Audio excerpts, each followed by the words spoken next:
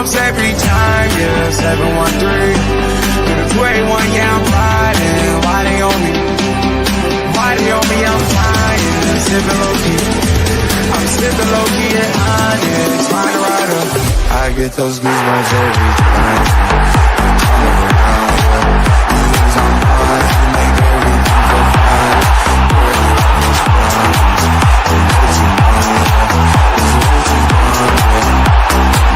I get those goosebumps every time. I need the hind, throw that to the side.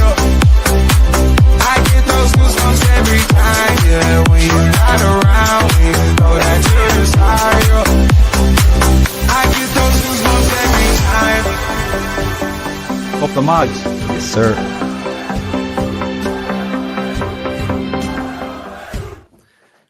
Get in.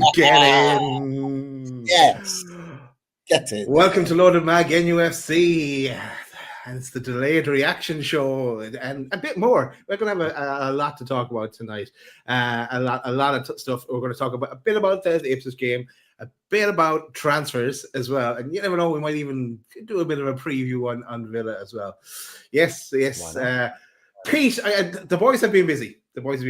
Pete, you've been having lemon smoothies really early in the morning, sharing pictures with us. And Chris, you've been grabbing grannies. It's what you've been up to, I think, as well. Or the one granny. Yeah, I'll explain that. Yeah. My own granny, yeah. And I didn't really grab it. Well, I did grab it, but not like that. Yeah. It's a Liverpool thing. Keep digging, man. Just keep digging. Yeah. Right. Pete, how are you, first of all? Explain your smoothie. Yeah. Nice little early afternoon brandy treat with a little bit of lemon in there. But yeah, before midday. I've just got back from spending the afternoon with Lee, actually. So we've been talking transfers and all sorts. If anyone did listen to him last night, he was on TalkSport talking the latest on PSG last night in their European show, which was a really good chat. So if you didn't catch that, it'll be somewhere on the TalkSport audios. But he will, more importantly, be back on Loaded Mag NUFC talking transfers, because we are linked with a lot of Italian, French, and German-based players that he knows a lot about. So I had an interesting chat with him this afternoon on one or two likely moves of players that we might even talk about tonight. Who knows? But yeah, other than that, spending time with the family, enjoying the early Christmas festivities. So life is good at the moment, and the tuna just making it all that little bit sweeter, which is why I pull one of these bad boys out. Not the tea that Chris got, but it's one of these bad boys. Enjoy, everybody, and enjoy. Yeah. Is it? It's that time. Yes, here it's the time. Yes, every time we get a win now, we have to put on the shades for at least 5 minutes and then rock on. Chris, explain the granny story. Yeah, so I wasn't expecting you to say that. And then I was like, oh yeah, I left myself wide open there. Yeah, so every year, my gran always comes up for Christmas. She lives in Newport in Telford. And I always go and collect her because she is 92. So I think to myself, it's nice to make sure that she gets here safely. But unfortunately, because I've chosen to pick her up so late near Christmas, I think today was probably the worst day to go and do it, because what normally takes an hour and 40 each way took 2 hours and 40 each way. So yeah, I've spent 5 hours and 20 minutes in the car, and then I come back about, must have been just over an hour ago. I've had something to eat, do the show with you boys, which I've been really looking forward to, and then it's it's Christmas food shopping late night in Tesco. So it's going to be quite the day today. But hopefully tomorrow, boys, it will mean that tomorrow is the chill day. So I can't moan too much. Oh, when I logged on this morning, so I was logged on working for a few hours this morning as well. But that's my little. I've got my violin out. That's it now. In terms of Newcastle, boys, yeah. Unfortunately, I didn't actually get to see the game on Saturday because I was out with the lads. Did you saw it since? Yeah. I've seen the highlights. I've seen the goals. what a fantastic win, and three much needed points. And already, boys, and I'm sure we'll get to it a bit later, looking at that league table, things are looking up. And yeah, it's all come at the right time. And that period, which wasn't all that long ago, and we were saying, I think it was you, Daz, you said that December was the key time for you, and there was certain games you were looking at. And what are we now? We're 3 out of 3. So if we can make it 4 out of 4 come Boxing Day, my, things will be looking up. But yeah, I'm all good. Dazzler, how on earth are you, mate? I'm not too bad. I just want to do this for your gran, Chris. He's a great age. Great age, 92. 92, mate, yeah. Fair play. But yeah, not too bad. Just finished up work today. There was on the last day. Kind of unofficial half day kind of thing. It's usually on the last day, and yeah, everyone in our house is kind of a bit sick as well. I have a bit touch of the kind of flu going on. So yeah, but we've got Luca right now. It's myself and Teresa that are under the weather a bit, but we'll muddle through. No violence in this house either. Let's get into this game. Let's get to talk about a bit about the game. Get your comments and chats in as well. Make sure you just smash that like button as well, as we remind people too. But we'll try and go medium pace to get through this, because there's a lot of this.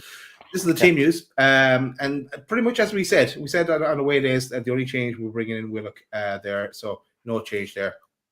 Don't think we need to say that. Stop me if you do. This is the Ipswich team.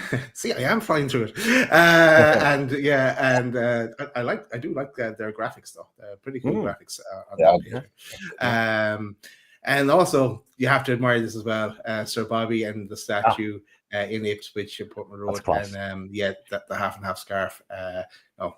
Touch of class as always. Let's get into the game because we didn't have to wait long. 25 seconds. Isak had the ball in the net, but it went to VAR check.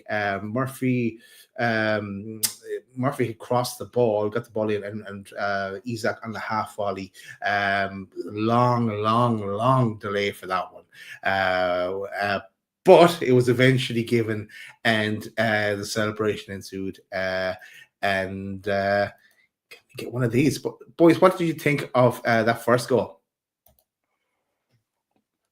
The dream start, the absolute dream start. The one thing that we emphasised on the way days, we need to get the early goal. Let's score first. Let's ask a question to Ipswich at their own ground. And what a way to start! I mean, the ball from Shaw is like it's sublime. It's so good. And you know what? They've got like a little bit of a bird's eye view where they're almost showing it from behind Shaw, but it's at a bird's eye view. In the way he plays that ball, I think it's Davis, their left back. He almost wants to head it, but the ball's so good and so pinpoint in its accuracy that he doesn't know whether to head it or not, because he doesn't know whether to overcommit, and it just lands perfectly for Murphy. But Murphy's still got it all to do. Great touch in. Ball across, which is what you want. Regardless of where Isak ends up, the ball into the box, there's nothing wrong with it, because it's into the danger zone, into an area where the defenders have to deal with it, and it comes out it's almost like a half sliced finish from Isak. He just kind of cuts across it into the ground, bang, and up. And because it was, I mean, the weather at times there was horrendous over on that East Coast.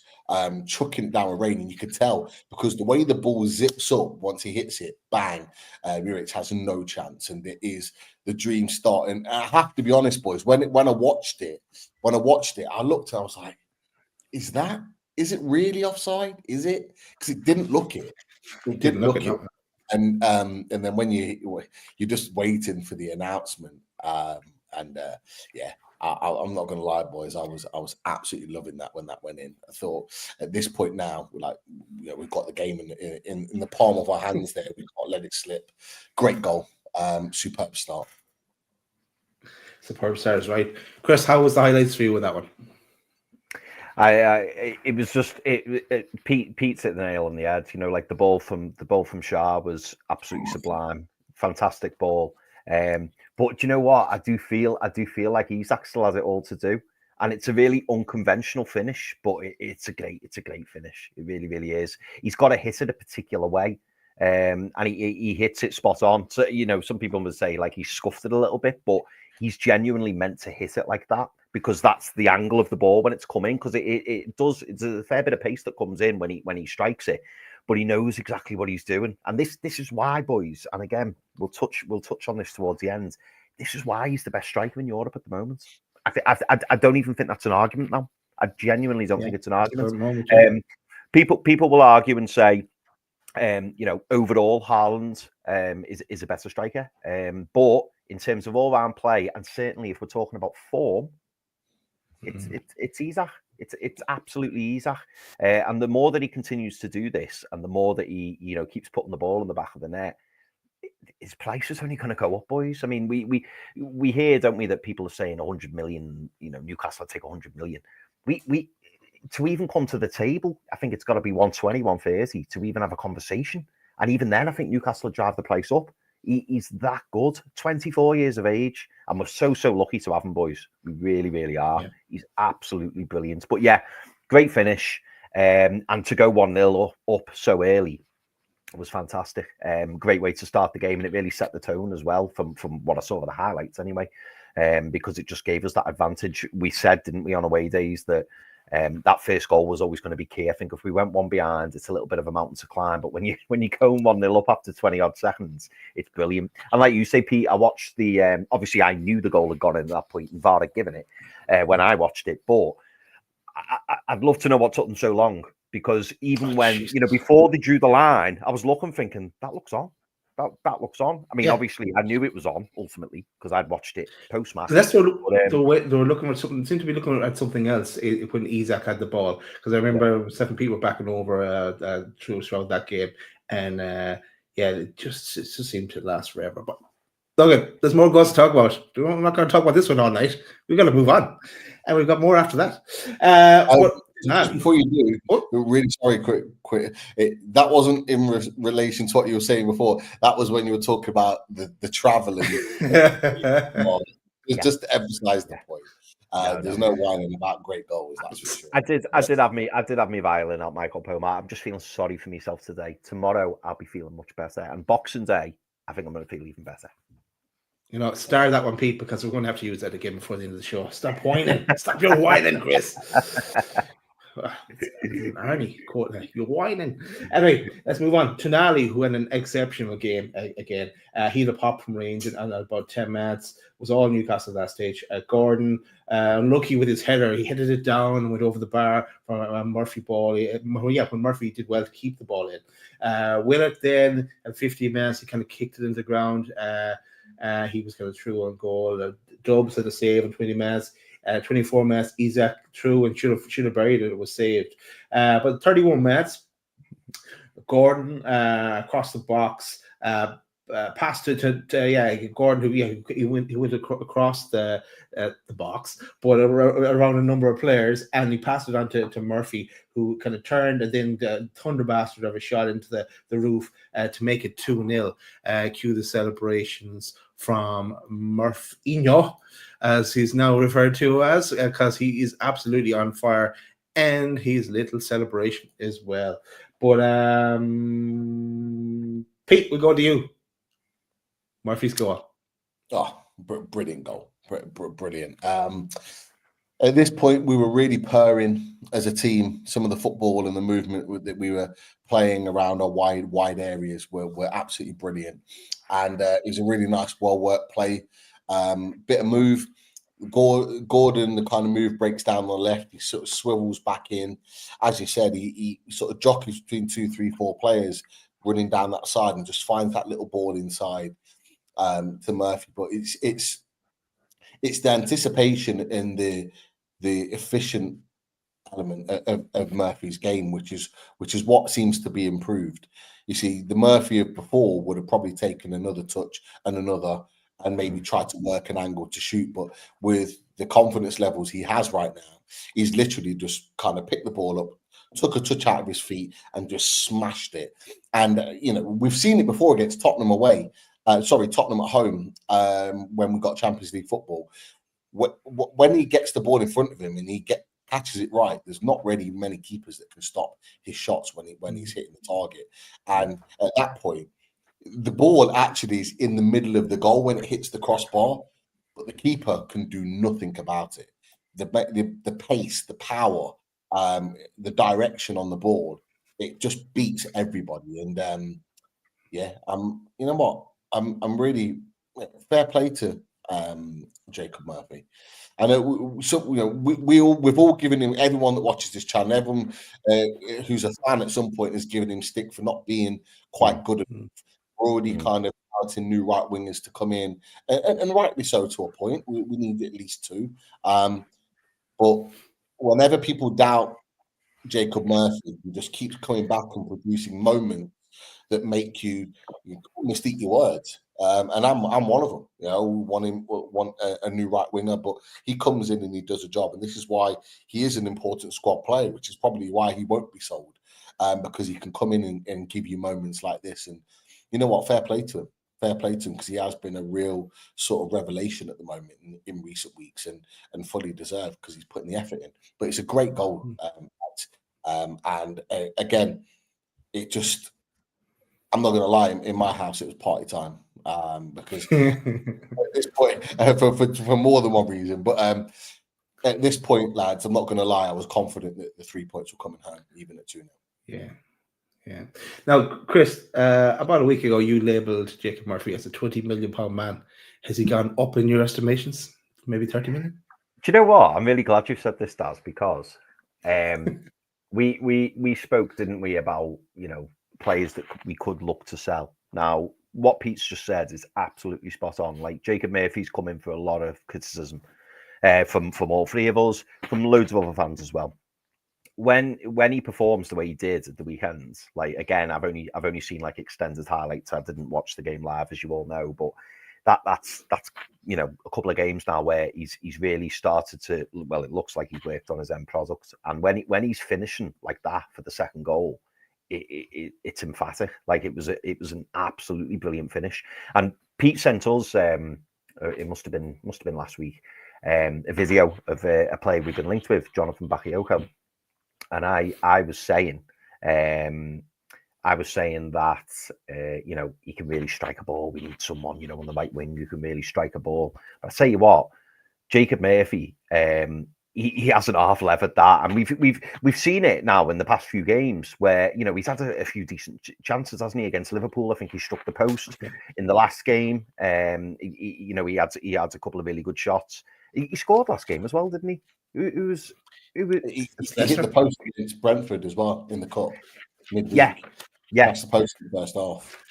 Yeah, he's obviously been working on his shooting, but the only thing that I would say, boys, not knocking Murphy whatsoever, and if we did decide to keep hold of him, it would very much be as a squad player, because we know we need that new right winger in. But you could argue, is this? Yeah, Johan. Sorry, Lynn. Yeah, it is Johan. I said Jonathan, didn't I? The only thing you could argue is that perhaps we had this moment with Miggy a couple of seasons back where he went on that purple patch. I think he scored, was it like 7 or 8 games in a row? And I must admit, after the game finished, when I'd watched what I'd watched, I did have that feeling where I was thinking it would now be the time to cash in on Murphy. If someone came in and put 15-20 million down for Murphy. Now, for what we've seen recently, it'd be like, no, we can't get rid of him. Just get rid of Miggy. We need to keep Jacob Murphy, But we know it's the difficulty that Jacob Murphy's had is keeping this up consistently. Long may it continue, and I hope it does.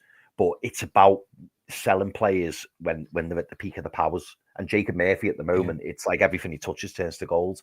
But we do know that in a month, 2 months, 3 months, 4 months, we may see the old Jacob Murphy come back. Now, I hope the club box I hope the club box clever in terms of, and I do believe that most players, and again, this is something we might touch on later, most players will have a price on their head. There'll be a couple that won't, but most will. And I think he will be one of the players who has a price on his head.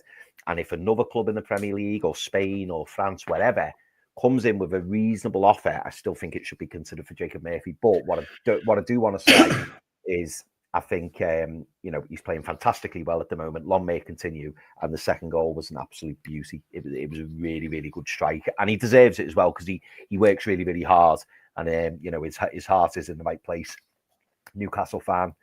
So it's great to see him doing well. But all I'd say is just remember Miggy from a couple of years ago because we were having the same discussions, weren't we? Yeah.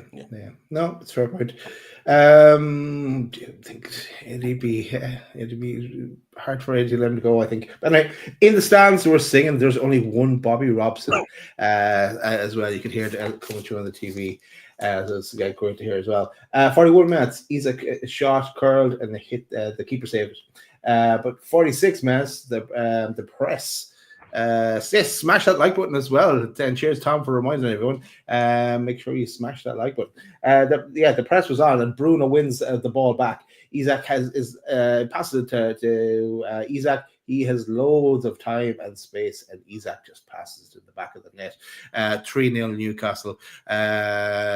Cue more celebrations, and one more time, but not for the last time. Pete, let's go back to you. Your thoughts on Isak's second at that stage? Oh, I love this guy, man. I love him. What a player. What a player. And this was the easiest of the three, but it's just, I just love to see him put the ball in the back of the net. Absolutely. But, you got to give credit to the setup of the team, the work rate of the team. It's interesting, actually, further up here in the chat, and I think it was Andy put a comment up just a minute ago. Where was it? I've missed it. I've lost it now. It was somewhere that basically said he'd watched a few shows of Ipswich teams or Ipswich podcast, and basically what they were saying is that they were impressed with is Newcastle were constantly non-stop at them for 90 plus minutes. Yeah, that's the one. I absolutely agree, and the Ipswich fans that I spoke to said exactly the same. Is that we were just relentless in our press, and you've got to give big credit for Bruno Guimaraes there. Bruno Guimaraes was on the halfway line when the ball was in that transition, and he makes that darting run to then end up winning it in their box, which allows Isak for the tap in. Now, Isak plays it really well and just kind of gives a lofted finish, which gives no keeper the opportunity to be able to make the save. If it's down on the ground, you got a little foot up, you can maybe get something on it. He gave him no chance, but Bruno Guimaraes deserves massive credit.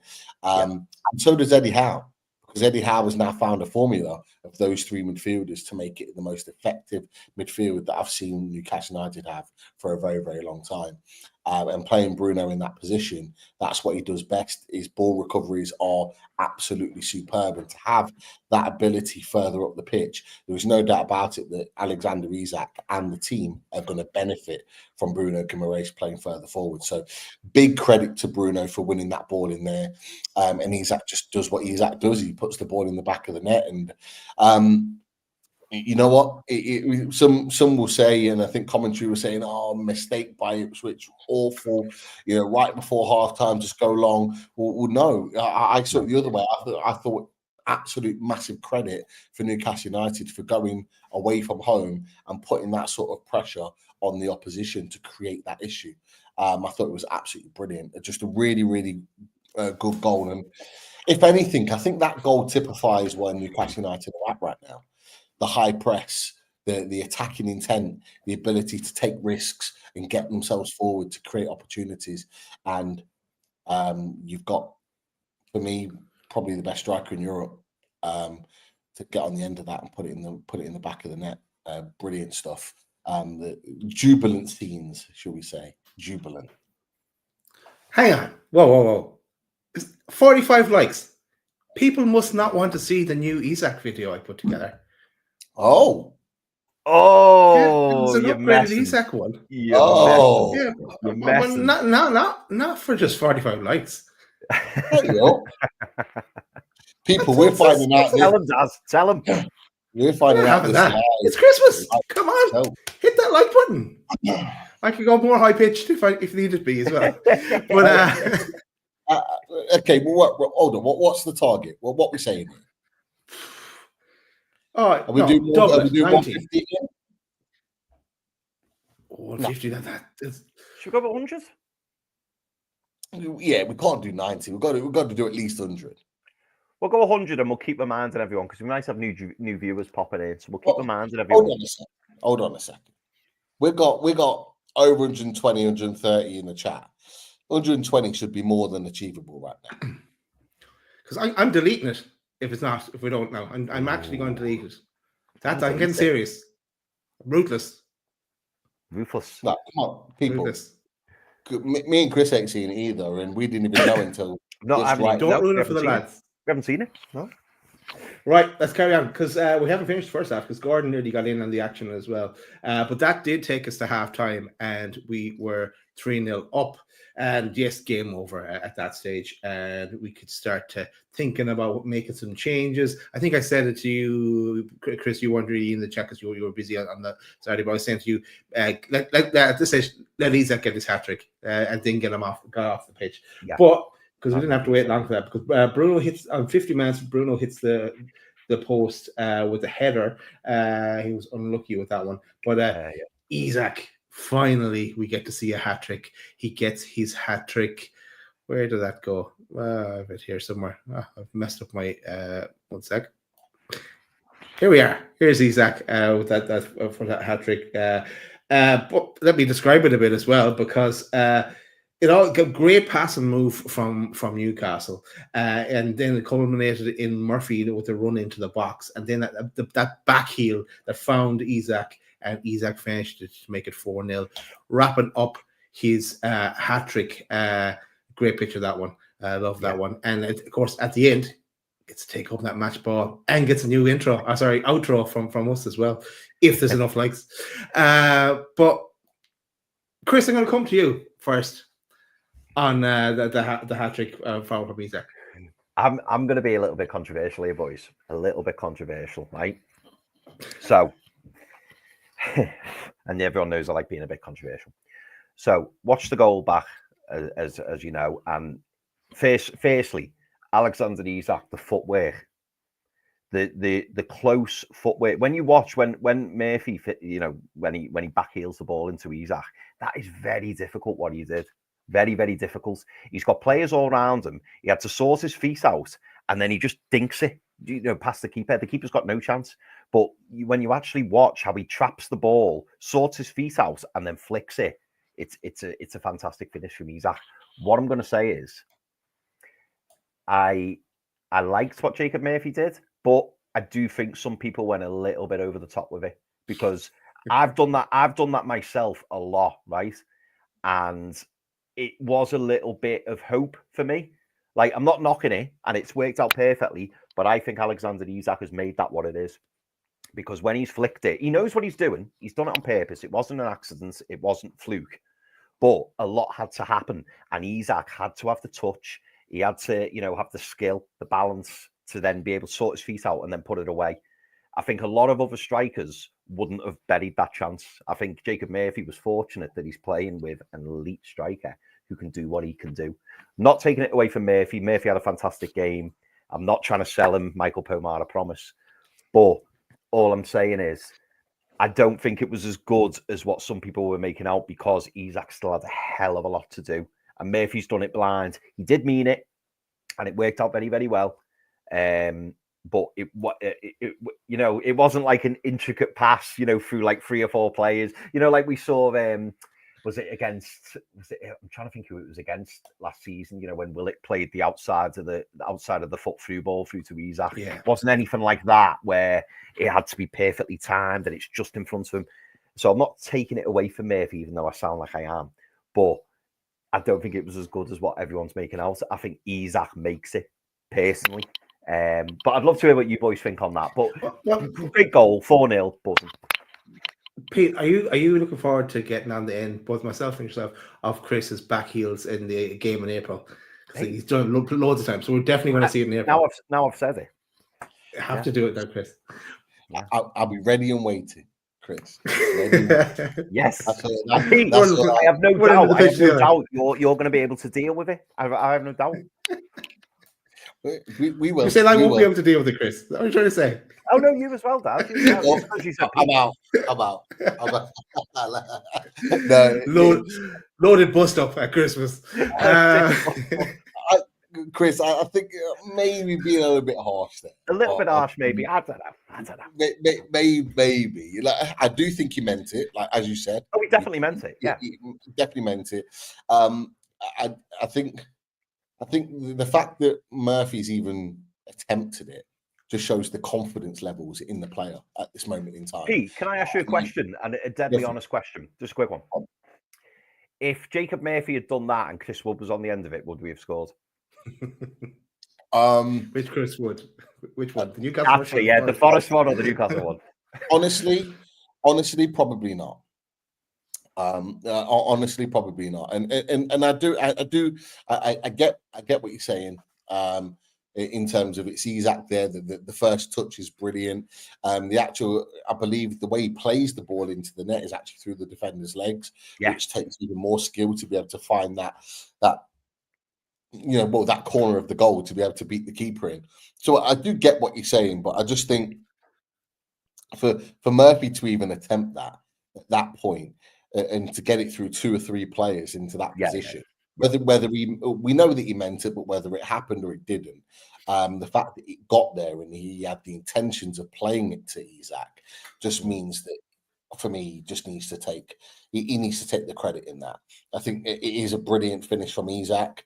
It really is. Maybe we come to expect it from Isak now because we know of his levels and we know how good he is. There's almost maybe more of an expectancy level of him, but. Yeah, I'm willing to kind of like stick with Murphy on that for even attempting it because Isak was in the right place. But if Murphy doesn't play that quality of ball, Isak doesn't score. So it can be seen both ways, to be fair. But ultimately, it's just a brilliant goal. It's just a really, really good goal full of skill and quality to put us 4-0 up and to seal the game quite nicely. What do you think, Baz? Well, I just thought it was beautiful. I was delighted to see a hat trick. I just wanted to see. We've been waiting so long. We've been talking who's going to get the first hat trick. I think we said it the season before in our predictions, and we didn't have one. Just excellent to finish it off. Great pass and move before it as well.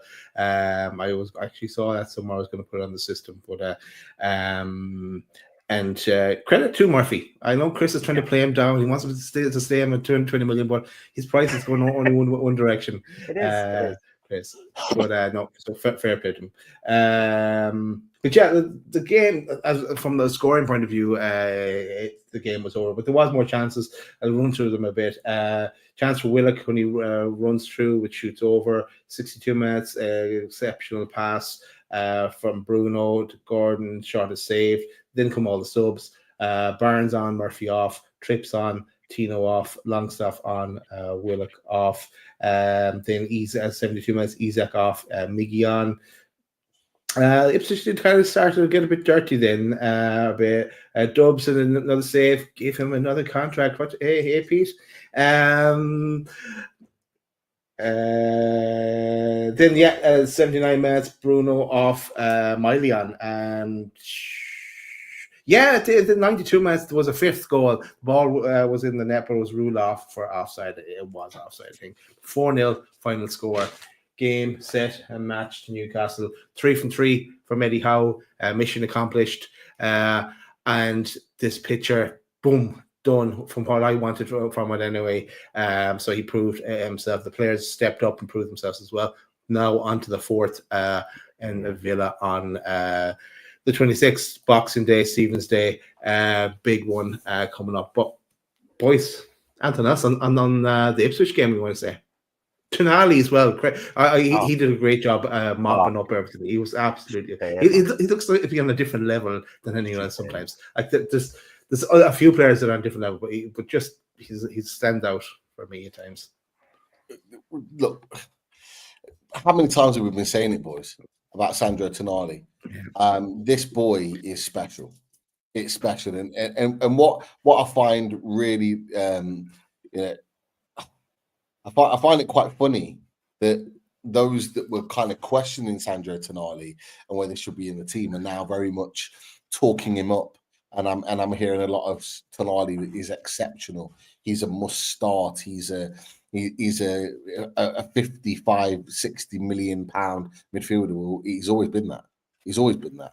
But what he needed, it's not even necessarily about the fact that he's playing as a 6, because he's playing so well there. Tonali just needed a run of games where he's starting week in, week out, not 1 week starting, the next week on the bench. He needs to play regular football for you to see his best quality. But what we have got is a player that knows how to play the number 6 and play it really well. I mean, the amount of ball recoveries he made during the game against Ipswich was just phenomenal. And that's just in the first half alone. They couldn't get past him. They tried everything to get the ball past him, and they couldn't. And you could see, I think there was Amari Hutchinson, there was a couple of the other midfielders, Morsey, that they were trying to put counter-attacking balls through to Smodic, and he was just cutting it out. And you could see the visible frustration on the Ipswich players' faces, is that they just didn't, they literally ran out of ideas. And I'm talking the first half here, I'm not even talking the second half. There was one where I think Tino goes forward and we get caught on the counter, and Tonali just sweeps up on that right-hand side. And the way, I can't remember what player it was, but the way he just brushes off the player with ease. Yes. And he just kind of recovers the ball. Yeah, I think he just plays a nice little simple inside ball, and 1, 2, 3 touches later on the attack. And it's just like, that is what we want in a number 6. That is Sandro Tonali's position. That is what we miss. Bruno Guimaraes has still got superb numbers in terms of how he plays as a number 6. His numbers in that position is phenomenal. But what we need is an all-round player, someone that can give you everything. And unfortunately for Bruno, in those defensive moments, he cannot do what Sandro Tonali did against Ipswich, and we've been crying out for it. Boys, you will know we talked about this away at Everton last season, away at Tottenham the week, literally 2 days later, where it looked like Bruno was running through treacle on those recovery runs. We've got a guy that can keep pace with some of the fastest players in the league and win the ball comfortably. That's the missing ingredient, because you're still getting Bruno's quality further up the pitch, but what you're getting is someone that's defensively astute and capable.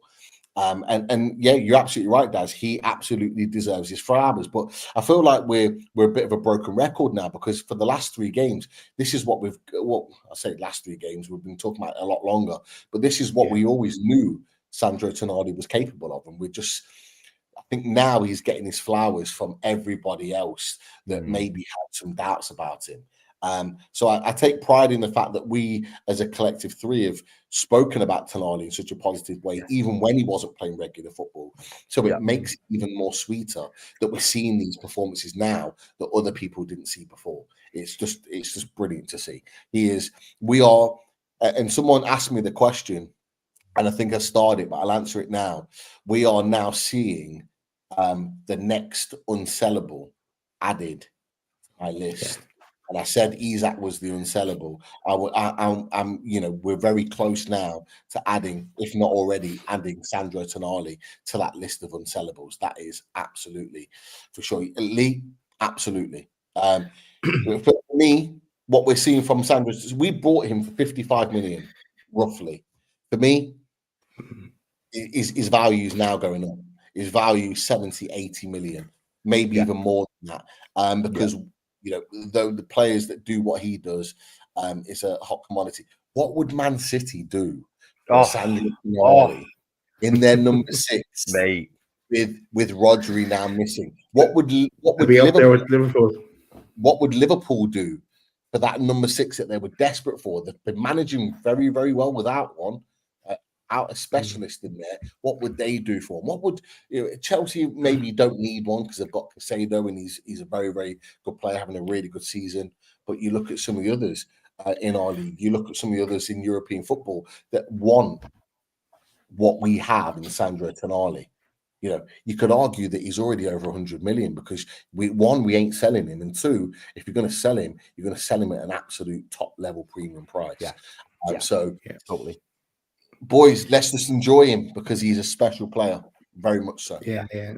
And I think was it this game or this game or the game before? Bruno points as well that he picked up English so quickly as well. So he's just like he's definitely he was an asset when he arrived in the Premier League. You know what happened after that bit, but then he's most definitely a strong asset to any Premier League team. But he's going nowhere. Then let's do a quick look at the team photo as well, the celebration, because we all love these Sandro in the middle there as well. I see. I didn't actually look at it properly, but great to see that again. Let's switch it up, boys. Let's forget about Ipswich. Let's do a bit of this. Watch that. This. Let's go transfer. Let's talk about the transfer. Oh, hang on. How many likes do we have first? 78. 78. Getting better. Pick it up now. Pick up the pace. We're going into transfers. But thanks for everyone that has hit the like button already and tuned in to watch us. Now, we've had a few more added to the show that are now watching that weren't watching before. So we've got over 115 watching in the live chat. Now, just if you missed this, and very much thank you for watching, we said if we can get to 100 likes, ideally 120, so we've got more in the chat that can get to that point quite quickly. Daz has got a new video for our super number 14, Alexander Isak, that he wants to put out there for everyone. So we've not seen it. Me and Chris haven't seen it.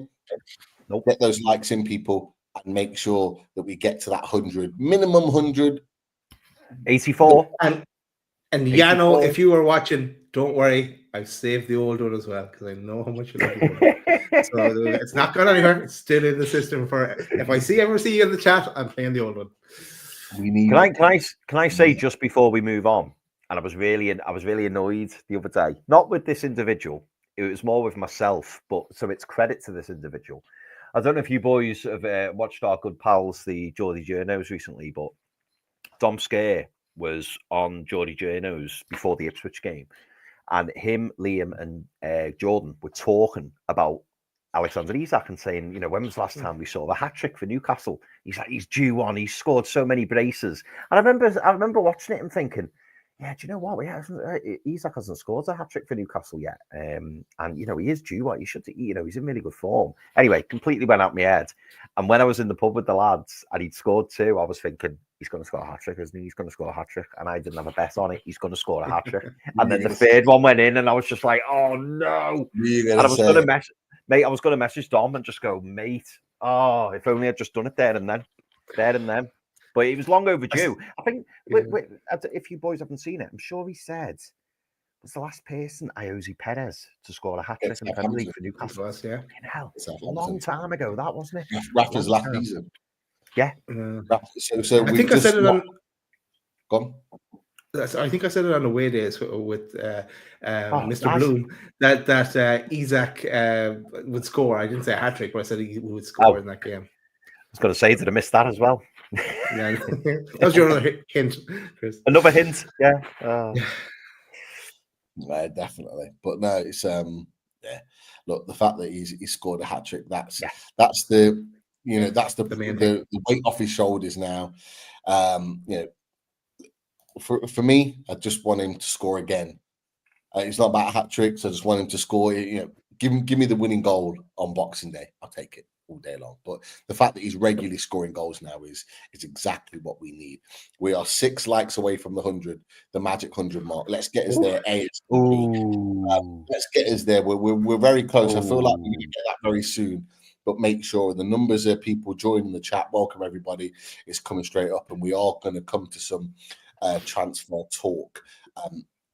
That is for sure. Now, what's really, really interesting is that we are very, very close to the transfer window opening, and I think lots of Newcastle fans are excited by the prospect of us dipping into the window and actually picking something up. But if anyone's watched Eddie Howe's press conference today, there has been a bit of panic on social media, and the reason being is because Sky Sports News have reported off the back of that Eddie Howe expects Newcastle to have a quiet January transfer window. Now, the reason why I'm saying that is because I'm going to make my point first before I come to you boys, is that I don't believe him. I don't believe him. No. And actually, if you listen to the words he said, it is very much the stance that he's had previously, is that if we don't move anybody on, we won't bring anybody in, which I believe will be the case. Yeah. The reason why I don't believe it is because I do believe that we're going to move players on. And I do believe players will come in off the back of that. So don't get so downhearted. I've seen lots of people on social media going, oh, transfers, we're not getting anyone in. You know, oh, nothing's going to happen. Calm. Don't worry. Eddie Howe will bring players to Newcastle United in this brand new window. That is for sure. And boys, really quickly, did you see the press conference? Did you see those quotes? Did you feel like many other Newcastle fans that you thought we won't do any business, or were you a bit like me thinking we've still got business to be done? Where were you sitting on that? Go on, Chris. I thought the same as you, Pete. I did see it, and you know when you hear those dreaded words, I was like, "Oh, not again." And then obviously you come away from it, or you carry on listening, and then you reflect a little bit. And I think you're right. I think he's chosen his words incredibly carefully. He's keeping his counsel, and let's be honest, boys. I know we always say this. He's not going to come out, is he, and say we're going to have a really busy window. I expect 3 or 4 coming in, because he knows that's going to cause a furore anyway. But the fact that he said, as you say, that players would need to leave in order for people to come in, that indicates the fact that that's kind of where we're going. And we know that there's 2 or 3 players that have been linked with moves. Funnily enough, when I was in the car this afternoon on TalkSport, it said about Martin Dubravka. He was specifically talked about, and even the quote from Eddie Howe about Martin Dubravka just sounded dead sketchy. It was like, oh, he's our number 1 at the moment with Nick Pope being out. I really wouldn't want to lose him, but let's see what happens. It was almost as if he was talking like it was a done deal. That's how it sounded to me. I fully expect minimum 2 people to go out, and if 2 people go out, I expect 2 people to come in. I don't think 2 or 3 will go and we'll bring 1 in. I think we will look to obviously bring in the same amount that we leave, and who knows, we may even go 1 extra. Who knows what will happen? But yeah, I'm still confident, Pete, that we will get business done. And let's be honest, we're now in a really good place. But it's about keeping that momentum going, and how better to keep that momentum going by having a really good December, finishing off December, hopefully with a couple more wins, which would be brilliant, and then going into the January transfer window, acting early, going out, getting who we need, and it's just going to give the place a lift. It's going to give the fans a lift. It's going to give the dressing room a lift, and we can have a really strong, finish to the season. Everyone's still beating each other. There is still a lot of inconsistency out there. It's just about being the best of the rest, and I know that sounds a bit defeatist, but it's just making sure that you try and stay as unbeaten as long as possible, and try and get as many wins racked up as you can, because as we've seen, 2, 3, 4 wins on the bounce, all of a sudden you look at the league table and you go, "Ooh, back in the mix for European football," and that's where we want to be. And I think bringing in new players in January, I'm not saying go out and buy 2 £50 million players, I'm not suggesting that, but bringing in fresh players who will just add to this squad and give it that little bit of a boost, I just think it'll be huge. So I like you, Pete, I am encouraged, and I am hopeful that we will do something in January. I expect minimum 2, if I'm honest. You the same, Dash? Well, yeah, Eddie Howe is lying through his teeth. No, he does try to recover his ass as well, like just in case something didn't eventually happen like it in the summer. But no, he could be sitting down with the new signing at Christmas dinner, pulling crackers with them, and then say, "Never heard of the fella." He's just playing the game, and I respect that. And as you were saying before, Pete, he has to big up the guys he have. He has Dubravka in goal for the next for at least the next 2 games, if not more, into January. And who's to say as well that we all want signings. If signings are coming to come at the start of January, it might come to the end. When that trading all kicks off, the one signing might start that domino effect. So it's all to play for, and all a game, and Eddie knows how to play that game. Absolutely. But like as you just said, the situation is that he's got players currently in this team that he needs, that he needs to get through these really tough games that are going to be coming up. Ultimately, he wants those players to move on, but he's playing the percentages right now. He needs them in the team playing well. He needs them fully focused on what they're doing. It just makes sense. It's smart management, smart man management, which is what Eddie Howe's really good at. He's good at man managing his players, talking to them, saying the right things, making them feel a certain way. And Dubravka, fair play, another player that we didn't talk about against Ipswich, didn't have a lot to do, but made a couple of crucial saves when he needed to. He needs him continuing to play at that level.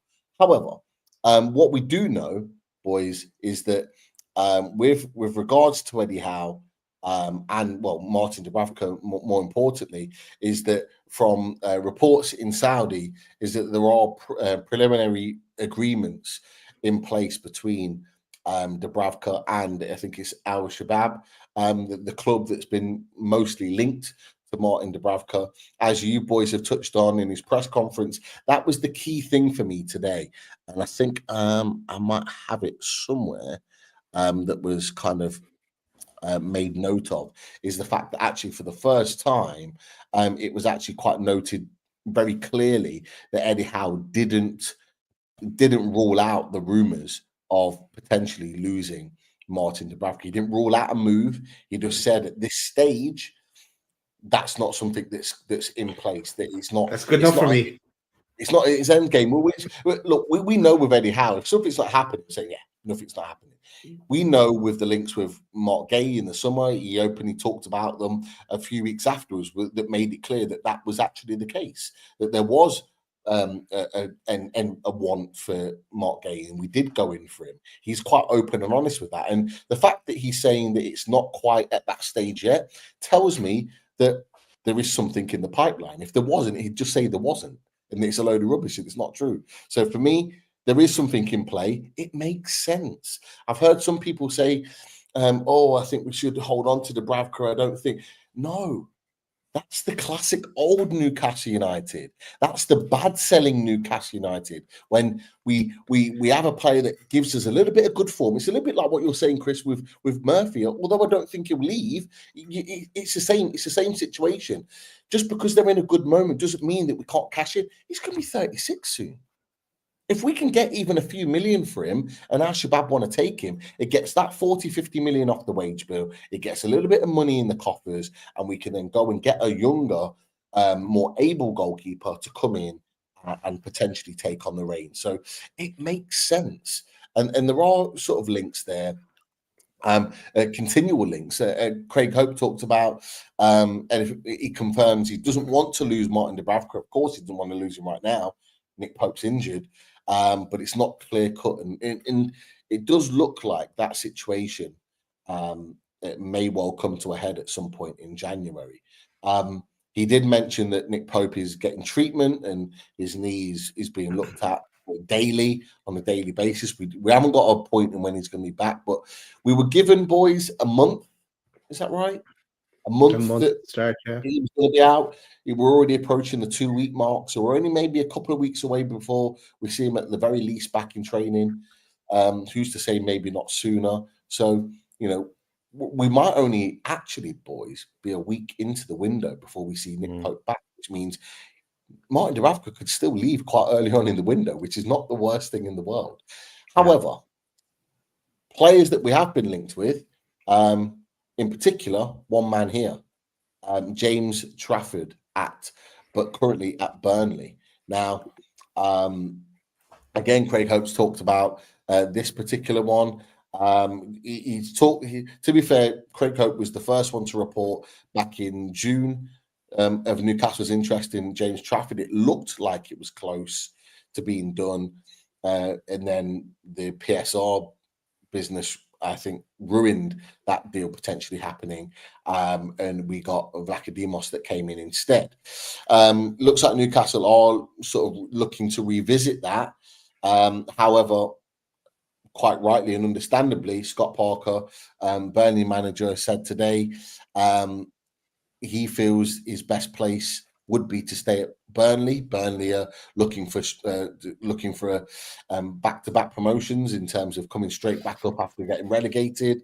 But it's saying at this moment looks unlikely. No different to what's happening with Dubravka. Nothing's on a plate yet. But what was clear that was James Trafford was very, very interested in the move to Newcastle United. So, boys, I'm going to ask you your questions on this. What do you make of the Dubravka situation? And would James Trafford, for you, be an upgrade on Martin Dubravka if Dubravka was to leave and Trafford comes in? Where are you with this? We talked about it in the summer. Has things changed in your opinions? So, yeah, I mean, I'll start. I mean, for me,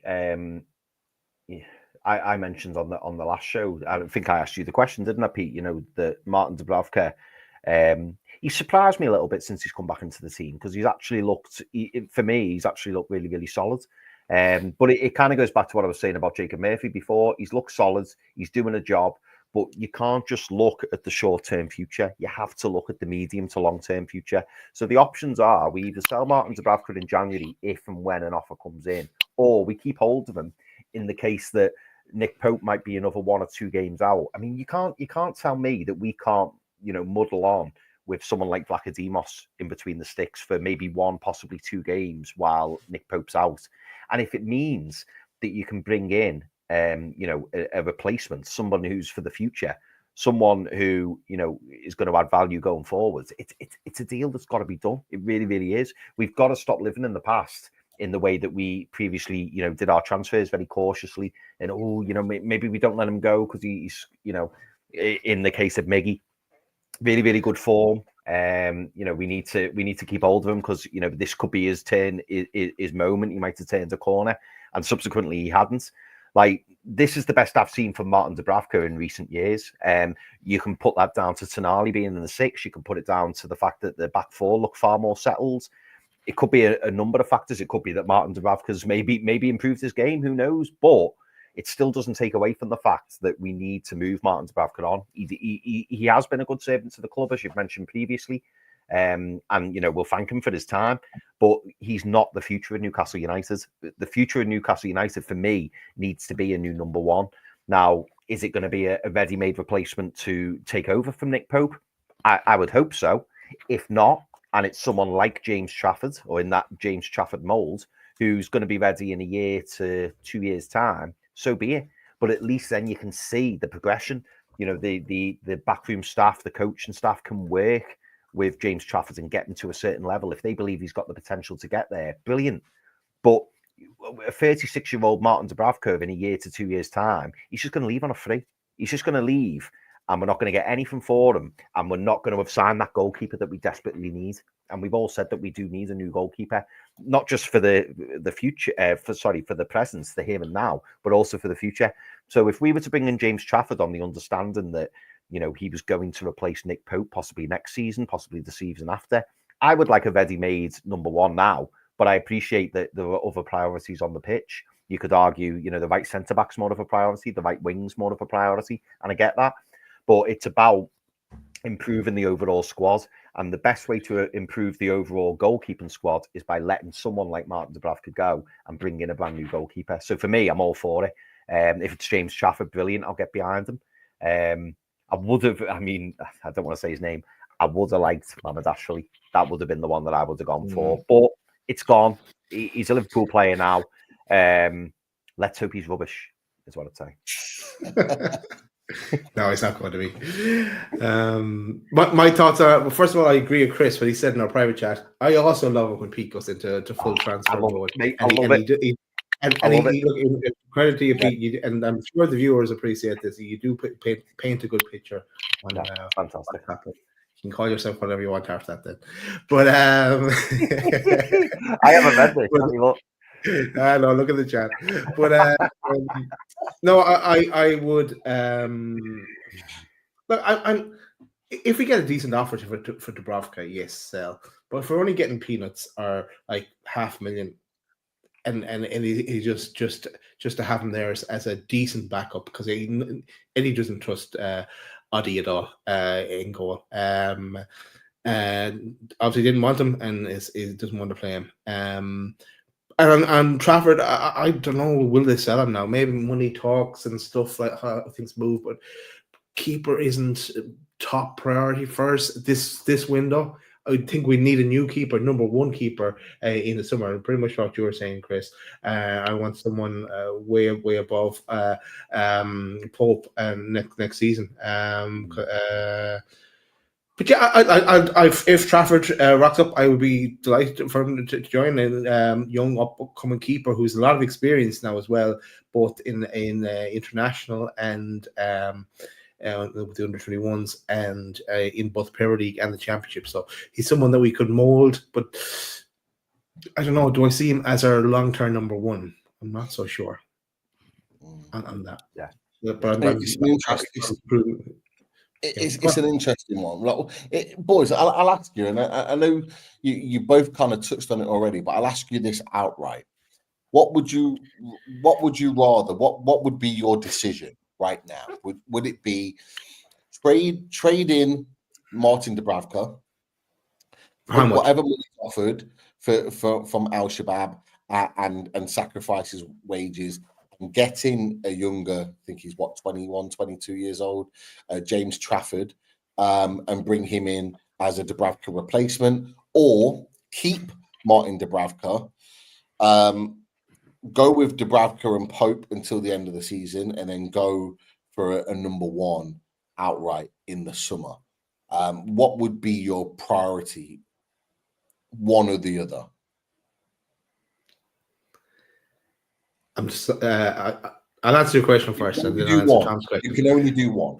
You can only do one. I suppose I would stick with what we have, to tell you the truth, and go after a main goalkeeper like we've done in other positions that was going to take us through for the next 5 years plus. But I can see that if will Trafford come in and be a number two keeper, and then he's in the mix with Pope all next season, and then we look to bring in another keeper the following season after that. I think if I can only pick one, I'm going with the stick on what we have, keep our powder for other positions in the pitch, and do the job on the keepers in the summer.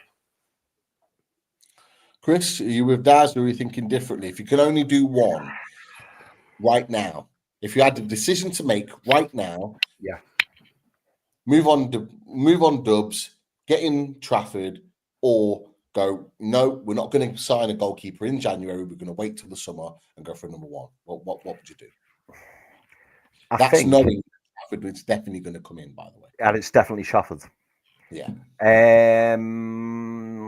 How much is Trafford as well? Well, the thing about it is we don't know. I think it was rumoured to be in the summer that Burnley were looking for sort of like around sort of 18 million, but there was rumours that it could have been a loan with an obligation to buy at that point. Whether that's still on the table now, I don't know. But that's just to paint it, like, again, with a picture of what it was like in the summer of potential transfers. Yeah. I think, do you know what? I think for me, I think it's an opportunity to get a return on investment. So for me, I think I would let Dubs go. Yes, it's a risk. Yes, we don't know whether, James Trafford's going to be number one material. I agree with Daz. I don't think it's a sure thing in terms of him definitely being the number one material. But I do think that we need to move on players like Martin Dubravka, who's probably on a fairly decent wage as well. And it's just, for me, it's just about bringing that money in. Even just a couple of million, 2-3 million, and clearing his wages off the wage bill. I'm assuming he's probably on in the region of 40-50 grand a week. I mean, someone in the chat, if you can tell me otherwise. But I would imagine as a pretty experienced player who's obviously been here for quite a long time, I would imagine he's probably on around that. James Trafford, I'm sure, wouldn't command that kind of wages. And plus, as well, with the whole PSR thing, it does change it with the structure. So if you're bringing James Trafford in on 20 grand a week, and he initially comes in as the number two, and you spread his money over the period of the contract, it's probably cheaper than keeping Martin Dubravka. I could be wrong on that. Someone correct me if I am, but I want to see fresh blood coming in, and what I don't want is the likes of Callum Wilson, Martin Dubravka, or leaving on frees, and I was going, oh, should have just took a couple of million. I see the risk. I do see the risk in letting him go, but they've got Vlachodimos there, and I know Eddie Howe's not overly keen on him by the looks of things, but it's like, you know, he's a Greek international, and you think if he's only going to be number 2 anyway, and you would hope that Pope will stay fit for the rest of the season, it's like just get the money in, and move on. Why not try and sell Adi as well? Sell the Greek keeper as well, and then bring in Trafford for definite. Yeah. No, you're obviously not going to get the same kind of return, but then the other factor to throw in, and I know you haven't given your answer yet, Pete, but the other factor to throw into that is if we were to bring in Trafford, then we're probably not getting one of the right winger or the right sided centre back then, unless more go. So we're not. Sorry, unless more go. Okay. Hold your horses. We're not. Hold it. We're not that far in yet, but ultimately, boys. Paint the picture, Banksy. Go on. I can understand why so many people in the chat saying, "Yeah, go for number 1 goalkeeper, number 1." I'm with you. Like, I think we're all with you. We would all want a new number 1 to come in and take the reins off Nick Pope. However, I think Newcastle will probably need to be a little bit smarter about this situation and do it in a processed way. As you boys have said, get money for Dubravka is crucial. Whatever it is, however little it is, we need to recoup whatever money we can for PSR purposes. We do. If we can get 2-3 million, whatever it is, anything small, it doesn't matter. For Martin Dubravka, it's more than we get in the summer because he'd be walking away for free.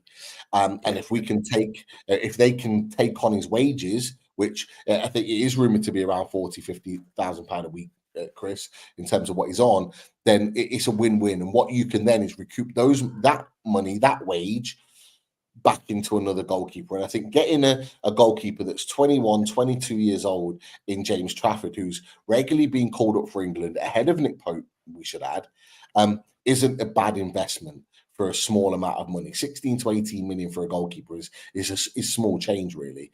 Now, he might not be the finished article, but there is, not just within maybe Newcastle's 4 walls, but England's four walls, that they see him as a future England goalkeeper.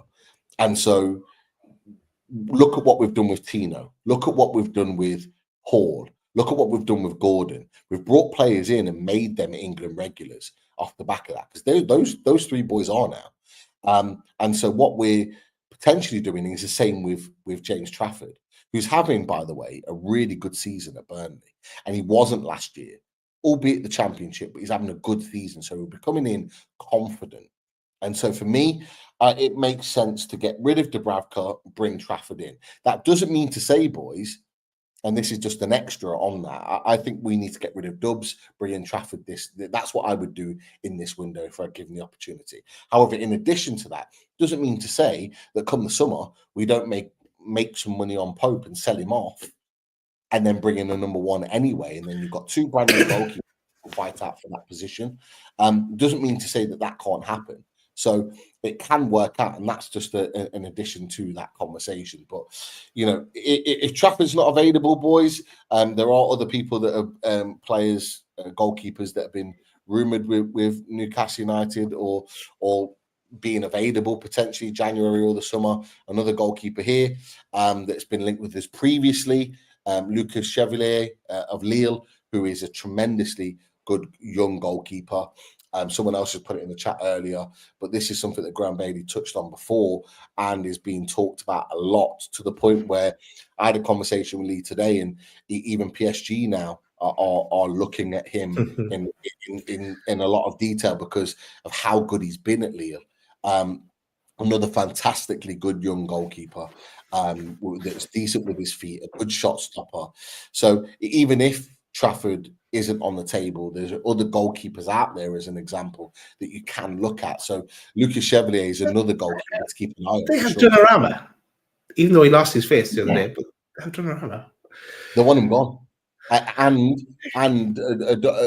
Donnarumma is, I think his contracts are either done in the summer or he's only got 1 year left. And I don't think PSG or Donnarumma want to agree a new deal. No. I think I think Donnarumma's already looking at a move, and I think PSG are quite happy for him to move on. So that's why they're looking at a new goalkeeper to come in. Now, the goalkeeper that they had, I can't remember his name, because Donnarumma didn't play last night in the cup. The replacement goalkeeper made 2 fantastic penalty saves in the penalty shootout and actually performed pretty decent. So it wouldn't surprise me even when Donnarumma's fit that they go with this goalkeeper for a period of time, because they've not been impressed. I'll be honest, boys. You know, when we dismantled PSG in the in the Champions League season, 4-1. That game at St James's Park, that really raised eyebrows about Donnarumma. I really wasn't impressed with him, and I'll be honest with you, I don't think he's been the same since that game. He got dismantled in that game, and he hasn't been the same goalkeeper since. So I think PSG are looking at potentially, they got him for free. Even if they got 20-30 million, they're making a profit, and potentially moving him on. So, I mean, look, that's the early conversation with the goalkeepers. So we'll kind of leave it there as it stands. However, another position that we'll kind of focus on, and this will probably be the last one before I throw some other questions at you boys, and I know we've got a few questions in the chat, is the centre-back position. Now, we all know that, you know, I think people, even though he's played well the last couple of games, I think people are now starting to realise that Fabian Schär, that's just turned 33, we now need to start looking to the future. Yeah. And as good as Shaw is, and we love him to bits, we now realise that transition period needs to start happening. A little bit like Trippier last season. We need to start looking at that transition period. And so there has been some interesting links with centre-backs, some very good ones, by the way, that I want to kind of bring everyone's attention to. So in particular last night, and I had some interesting comments in after the tweet that I put out with regards to this. So Rudy Galletti has reported that Newcastle have recently confirmed their interest in Fikayo Tamori. Not for the first time, boys. It was linked in the summer with a move to Newcastle when we were looking at Malik Chow as well. As a potential centre-back option. Malik Chow became unsellable towards the end of the summer window and has ultimately stayed at AC Milan. But now, Fikayo Tamori is now potentially readily available. Now, what people might not realise about Tamori is he is currently third choice and has been as a centre-back for AC Milan this season. He hasn't played a lot of minutes this season at all.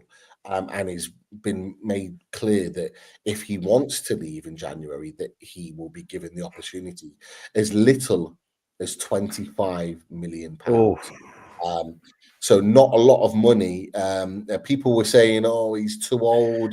He's literally just turned 27 on Friday. 4 days ago.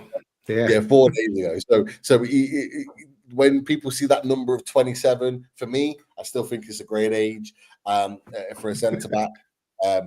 But there's a link there with Fikayo Tamori. Now, boys, just before I go on, because there are other links right now. What do you make of that potential link? Nothing concrete as yet, but the potential of Fikayo Tamori coming into Newcastle United as a potential right centre back. Would you be happy with that, boys? I'd be very happy with it. Very, very happy with it. I think to get a player with his experience who's also played in the Premier League before as well, I think it just makes sense. I mean, to get a player like Fikayo Tamori, who for 25 million, and like you say, 20 only just turned 27 years old, you're going to get a good 4 or 5 years out of him. Exactly. Definitely. Mm-hmm. Champions League experience. I think it's a no-brainer. I really, really do. What does 25 million get you these days? You know, players, get bandied around, don't they? And some centre backs. Well, it depends on if you're speaking to Everton fans. Some centre backs are being priced at 60, 70, 80, 90 million. To get someone of his experience, who has got all the attributes that we're looking for in a centre back for 25 million, it seems like a no-brainer to me. At that price, I think we'd definitely be interested. I know we obviously had the links with Malik Chow, his teammate, not so long ago, who is younger, but he's now back in favour at AC Milan. So I think he will be more difficult to prize away. But surely Tamori's got to be on the list of players who are of interest. And I think, do you know what, Pete? Even you saying that, it's made me think. We've obviously had our own PSR issues and our own difficulties financially, but it just shows that all other clubs have these same issues. And if there's an opportunity, and this is what I class it as an opportunity, because I think a Tamori who was playing in the AC Milan team week in, week out, who had 4 or 5 years left on his contract, you're probably looking at 50-60 million pound centre back. So if you can pick someone like that up for 25 million, you've got to be interested. You really, really have. So for me, mate, yeah, no brainer. Daz, thoughts on Fikayo Tamori? Previously linked with him. It's yes for me at that price, 25 million. 25 million. Because we talked about him before. We're talking the figures around 40 million. And yeah, you need experience playing in that position. It's probably wouldn't be my first pick, but at that price, it is a no-brainer. I know Pete has a few more coming up as options now as well, but as definitely one there that I would, it looks really, really good actually, that we're going to talk about in a few minutes. But yeah, I'd take Tamori. He was out on loan at a few clubs at Derby and he didn't really do so much in the Premier League and was with Chelsea, and then but it worked out for him at initially at AC Milan, and they paid like 35 million for him or something to take him there then after his loan. But yeah, well, if someone that Eddie wants to work with, why not? I'd definitely consider bringing him in. Yeah, but they paid like 20 million for him. I think it was like 25, something like 25 million euros. I think they paid for him. In fact, I saw 35. I won't when I was looking today, but I don't know. 29 million euros. So yeah, you're probably looking the sort of early 20s in terms of what they paid for him from Chelsea. So not a lot of money, and if they're selling him for 25 million pounds, for example, you're talking to just 30 million euros, they're making a profit on him. You're looking at a player that's got, as you said, Chris, Champions League football. He's an England international, but also you've got a player that's played in the Premier League too with Chelsea in the small period before he left. So you bring in an experienced centre back, and I cannot forget what he did at St James's Park in that game in the group stages, where he clears the ball off the line from Miggy, and actually just in general had a fantastic game that day. Some people have come back to me on comments saying his concentration's not there, blah blah blah, this, that, and the other. Well, I'm not quite sure about that. I think he's very good on the ball. He's a fantastic recovery defender. He's got bags of pace. And I think that's exactly what we want. Now, if you look at Tamori and you look at Mark Gay, they're a very similar makeup of player. Neither are great in the air, but they're very good recovery. They've got backs of pace. They're good tacklers. They can progress the ball forward really well. They pretty much do what each other can do. And I think if you're going to get Tamori, who's a few years older than Mark Gay, for 25 million pounds instead of paying 50 million, when you're getting him half the price, I don't think that's a bad deal at all. If you were going to get a player like that, but we're going to go from one sort of extreme to another, because what we've got here is another player, a young player that's attracting a lot of interest from teams across Europe, including the Premier League, and us being one of them. And it's this young man, Abdulkadir Kusenov of Lens. So the 20-year-old Uzbekistan international, labelled the monster by Lens. And I'm not going to lie, boys, I watched him last night. I've seen a couple of snippets here and there from him previously, but I watched him last night properly. And yeah, he's a monster, all right, boys. I'm not going to lie. 20 years old. He is a very, very talented centre back. He does play in a back three, which is not obviously what our setup is. He plays in the back three, but he plays on the right hand side of a back three. But there's a reason why Man City and the likes of Tottenham and a couple of others are in the mix for this boy, because he is and looks like a very, very talented centre back. Now, they didn't spend a lot from getting him from Lons. Lons didn't spend a lot getting him in. But what I will say is that 100K. it won't cost a lot of money getting him out. That's the thing. So yeah, well, he says it was unknown, but yeah, it could be in as little as like you said, 100K, like you said, Daz. But for me, from what I've seen of him, he is absolutely lightning quick on the recovery. He is as strong as an ox in a tackle. Honestly, I thought he was going to take one of the PSG players' heads off yesterday. He was blocking a header that was going towards goal, and he was going in like knee high on a player. Not necessarily to take him out, but just his defensive instincts to block anything that comes his way. He puts his body on the line for everything. He is absolutely lightning quick. He is good in the air.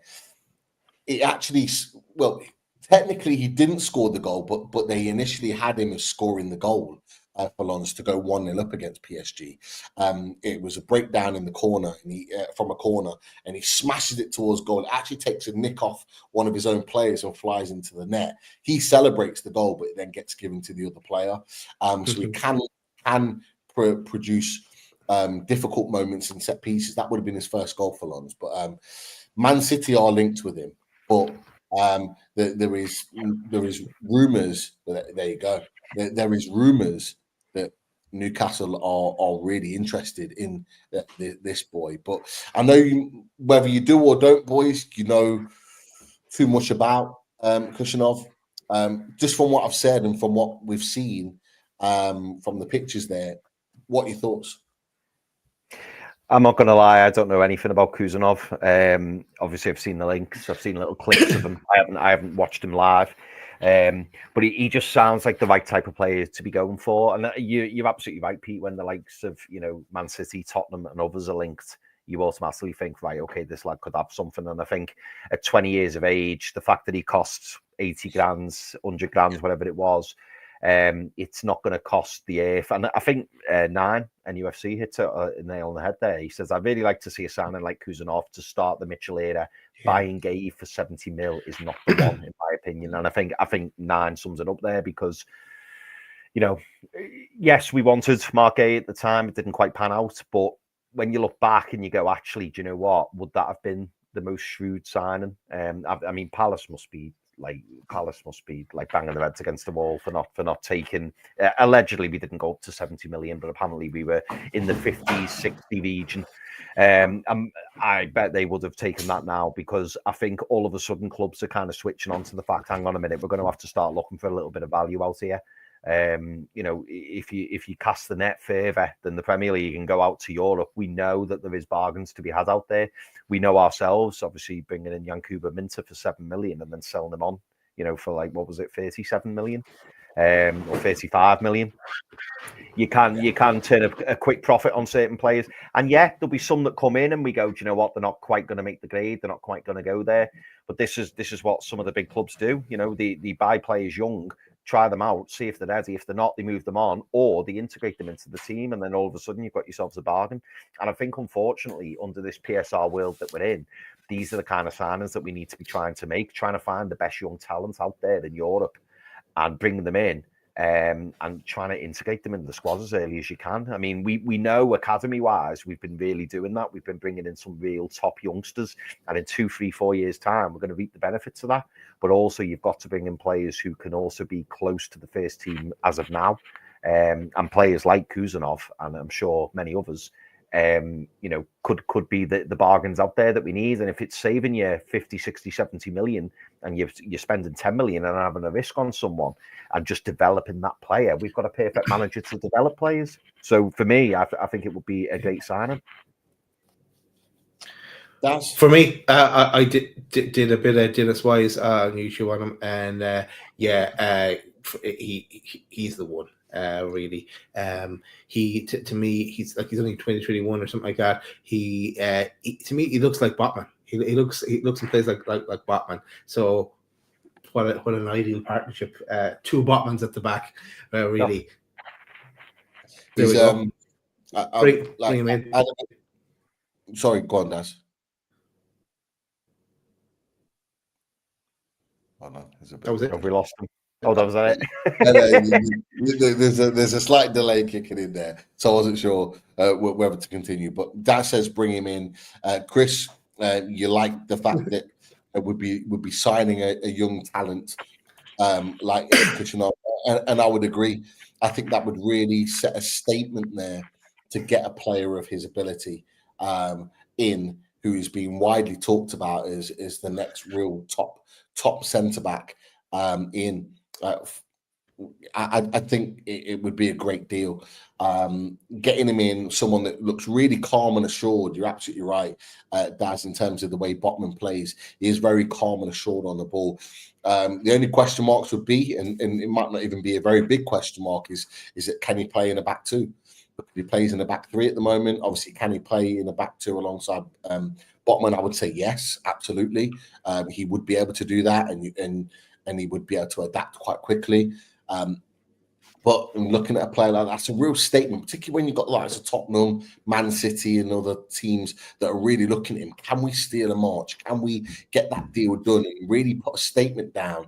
I think someone else put in there, that would be a statement signing from Mitchell to really start this process off. That would be a really exciting deal for Newcastle United, because whatever we signed him for, whether it would be 25, 30, 35 million, I genuinely think it would be worth it. And I think very quickly, like Botman and many others that we've signed previously, the value would go up massively very quickly on his performances. And what it does, it adds solidity there. There was one person, I think Mick Law, put in about not necessarily thinking that centre-back's a priority position because Jamal Lascelles back.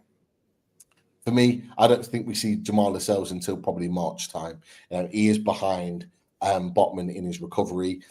He's not back playing or training yet. I don't think we see him until March time anyway.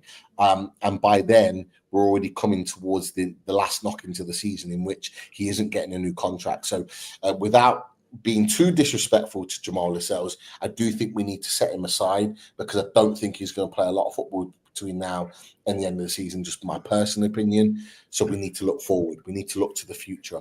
I do think a centre-back is a priority position that we need to sign.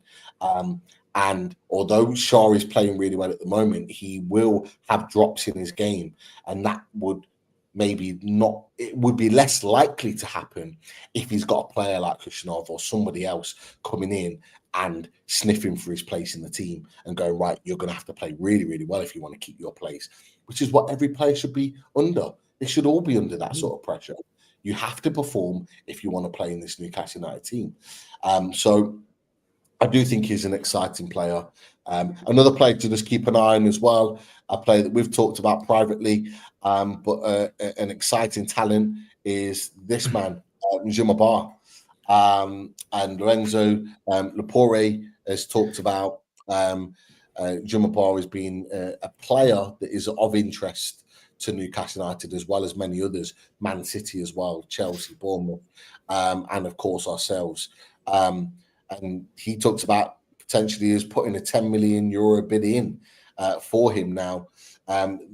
This is very much an interesting situation with Jumabah, because he is actually at this point currently on loan from his neighbouring club. So he's not actually playing for his parent club at the moment. He's currently at Real Valladolid on loan at this moment in time. And I think, looking at Jumabah, he's 18 years old. Or is he? well, we don't want to screw over just yet, but yeah, 18 years old, Sierra Leone international, currently on loan from AIK Freetown.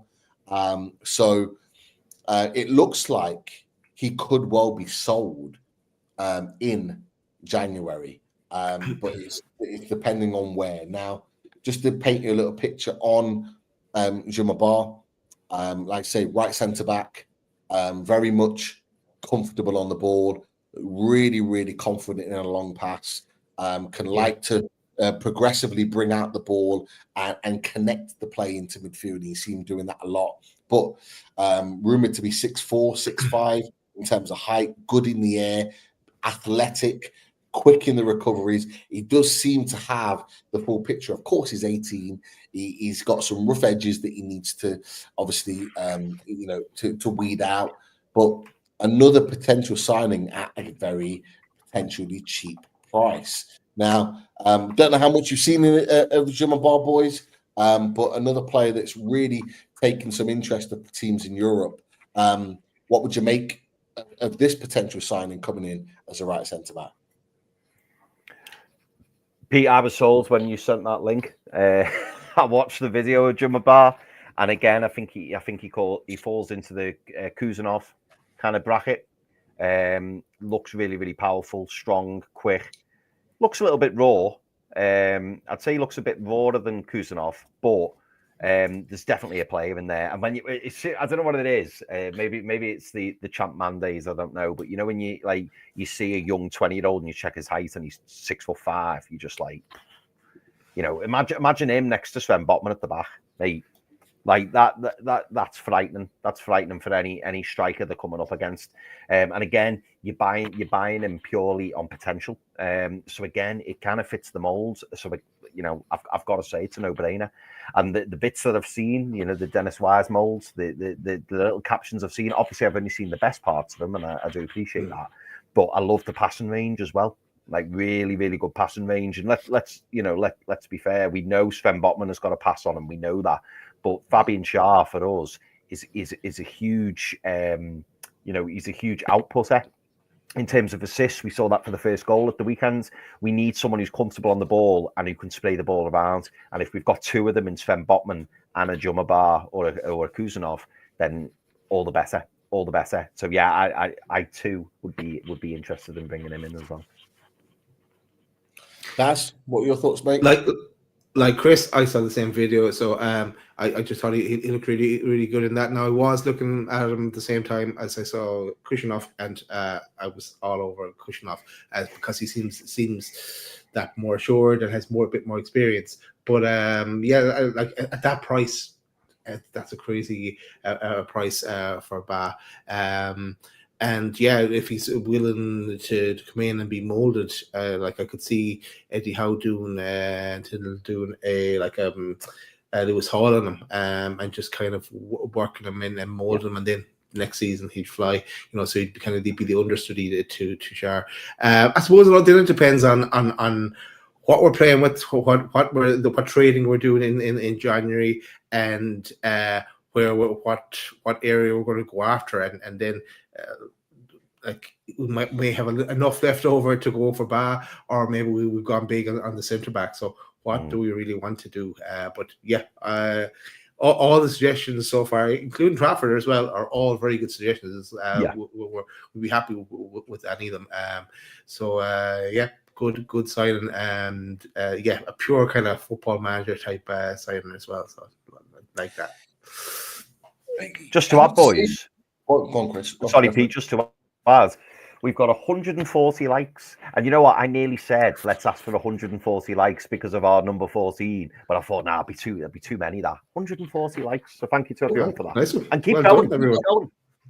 Boys, we've got like 220 plus in the chat. Like we're in a position now. Like, to be fair, when we said initially, we said 150, didn't we? So we're at 140 now. Let's get us 150 likes. We want to see that video, that Isak video, because we deserve it. We deserve it. There's also a caveat, a little I don't know what the word is, but Tom, I also have a new Zebra video. Nah. I'm doing a remix. I'm doing a remix of the Zebra video. We're not playing that tonight, but No. just remember that for the next night, Yeah. Tom. So there is one that exists. Can we play it if we beat Villa? Got to play the Zebra if we beat Villa. Have to. We could open with it. Could put it out as on its own video if we get the 5 from 5. Oh, a New Year special. Jeez. Nah. Nah. Let's stop, boys. Let's stop. I'm just joking. Let's. What I do want to say, boys, is that you touched on a really good point just a second ago. Is that actually you're looking at these players that we're linked with.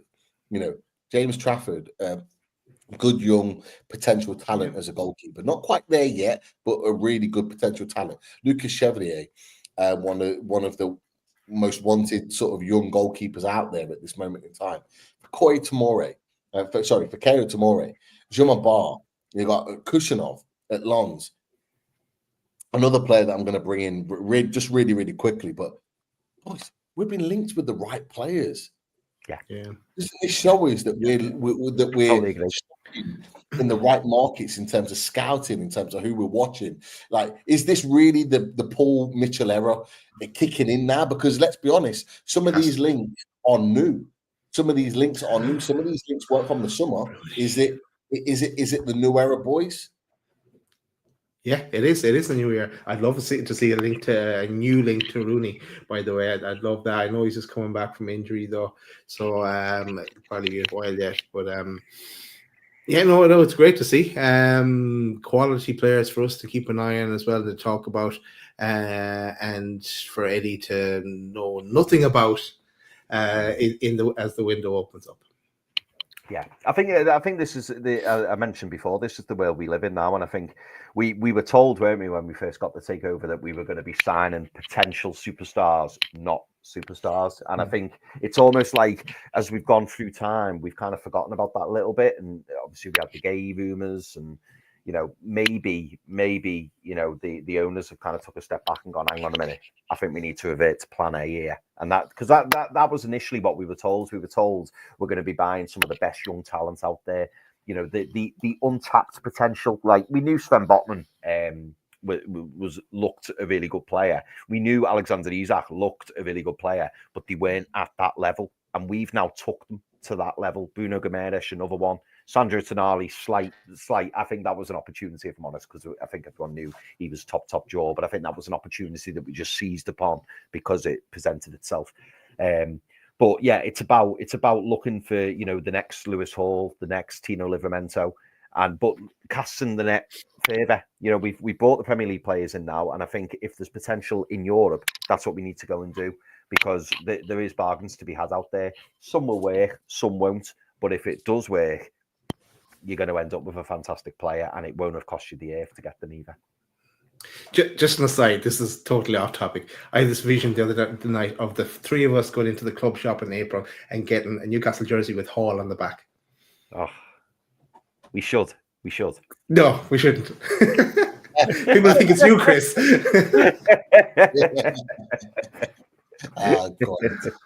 But no, I think so. I think it's I think it's and look, Mr. Monson is saying, it's all good being linked with the players, but we need to sign the players. I get that to a point, but it does look like we're scouting a different pool of players. We are looking at that next young big potential, very much like a Hall, Tino Livramento type player. And we look at what they're doing now for England internationally as well as at club level. And they look really settled now as our fullback pairing. And it's great to see. And you throw in another young centre back to be big, strong, and physical alongside that. We're building a really, really good youthful team. We're bringing that age gap down. And this is another thing that we haven't talked about. Our age bracket within our squad is quite high. Let's bring that down, get rid of some of the more older experienced players and bring in that youth to sort of balance it out. We don't always need to sign young players. That's why the thing with Tamori. He's 27. Well, people are saying, "Oh, yeah, he's too old, like he's in his 30s." He's not. One of you boys said it. We could get 4 or 5 years out of him easily, and he could still be early 30s by the time he's had those 4 or 5 years playing for Newcastle United. Like, that's not a bad deal, by the way. Like, we might not get money back on him, but we don't have to get money back on every player that we sign, especially if you're getting them for a cheap deal. So, one more player just to throw in really quickly is a player that we have been linked with before, and it's this man, Antonio Silva. At Benfica. Now, what's interesting about him is that us and Villa have been linked with him. Talks that we're battling it out with Aston Villa for the 41 million rated centre back. Now, he hasn't played huge amounts of games this season. He hasn't always been number one, if at all, recently in this particular season. Not really like him, but the potential is still there. And so it's a player that we know, boys, because we've talked about him before, that has huge potential at centre-back, and in the right environment could be a really, really top player. He's only started 7 games this season, but he still has huge potential. So, would you be excited still, boys, about signing someone like Antonio Silva, rated at 60, 70, 80 million in the summer when we were last linked with him, would be a significantly reduced fee now because of the lack of playing time. Would he be on your list? I think for me, I think you've got to be interested in players who've hit that top bracket. And when I say hit the top bracket, I'm not suggesting he's elite, but the fact that he's been linked with moves for a significant fee, it almost strikes me a little bit of the Tonali deal in that sometimes if an opportunity presents itself, you've just got to go out there and do it, because I think, I saw it earlier. I saw you upped it up. With something. Upped it up. It's Christmas time. It's definitely Christmas. It needs to be there. It needs to be. Carry on. No. I think if a player of that quality becomes available and the price is significantly reduced, bringing in someone like him for 40 million, where 2 seasons ago, you're right, Pete. Well, you said the summer, but I think even 2 seasons ago, that kind of 70, 80 million fee was being bandied about. If you can pick him now up for 41 million, again, Champions League experience, Portuguese title winner, it's like, you've kind of got to be interested at that price. So I think if we were to go for someone like him, I'd be very, very excited, because as much as your Kusenovs and your Juma Bar have got players with huge potential who would be significantly cheaper, you've then got someone who is widely recognised as a top centre-back with an even bigger ceiling to go to, but he's already kind of halfway up the ladder. So I think for me, if the opportunity presents itself at around 40 million, I think you'd have to be interested purely because of where he's been previously in terms of his potential. For me, I haven't watched him for a while, but I trust Eddie Howe and Mitchell on whoever they do decide to bring in. But Osman Diwande as well, the guy who was on about for a long time too, Bad Santa. I like what a film. What a guy. Bad Santa. Absolutely. Class. Well, sorry, Claire. Sorry, we let the side down. I know. Hey, Christmas jumpers next day, lads. Christmas isn't one day, and we're going to be back over this Christmas period. So these hats will be at the ready. Don't worry about that. We can find these hats somewhere. So don't worry about that one. What I want to throw out is some. What I want to do. I want to squash some. Let's call it some bullshit. Let's squash some bullshit. Really, really quickly. So, this is what's been talked about a lot. Bruno Guimaraes to Man City in the January transfer window. We knew it. He knew it. Eddie Howe knew it. It ain't happening. And Sam Lee of The Athletic, who reports on Man City, caused a bit of a meltdown on Saturday by reporting at risk of causing a meltdown. And this was, I believe, before the game at Villa Park. So they did go on to lose, which caused the double meltdown. That Bruno Guimaraes or Martin Zubimendi that neither of them are January targets, which caused a lot of anger and frustration in Man City's fans' social media section, which was confirmed with us really that we never ever thought that it was going to be the case as Daz rocks the loaded madcap. You can't see it right because the green screen messes it up. Always repping. No, we can see it well enough. We can see the logo. We know it's loaded. I'll do a piece. Yeah. There you go. Yeah, There you go. There you go. Come on. So yeah, we were always confident, boys. Bruno wasn't going anywhere in Jan. No, I wasn't. And do you know what? That was going to be one of my questions a bit later to you both. My question was going to be with this revitalized Bruno playing in the number 8, seemingly back to his Bruno self, if you like. Would City's issues cause that bid to still come in? I mean, obviously, if Sam Lee's come out and said that City aren't interested, I'm happy. I'm pleased about it. But I still wouldn't rule anything out because I do believe, boys, and I've said this before. I do believe that selling a big player, it unlocks a lot of doors.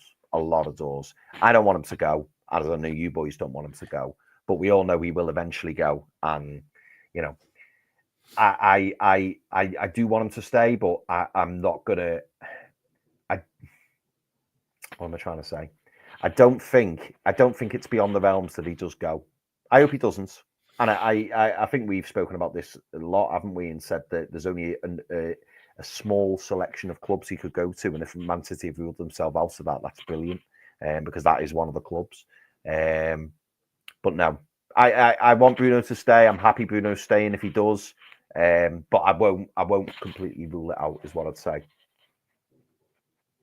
Okay. For me, Christmas is getting better. Bruno is going nowhere because I really don't want him to go. Really, definitely don't want him to be going in January. No. Like if we weren't to get European football and then there's justification for him to consider going, but definitely not in January.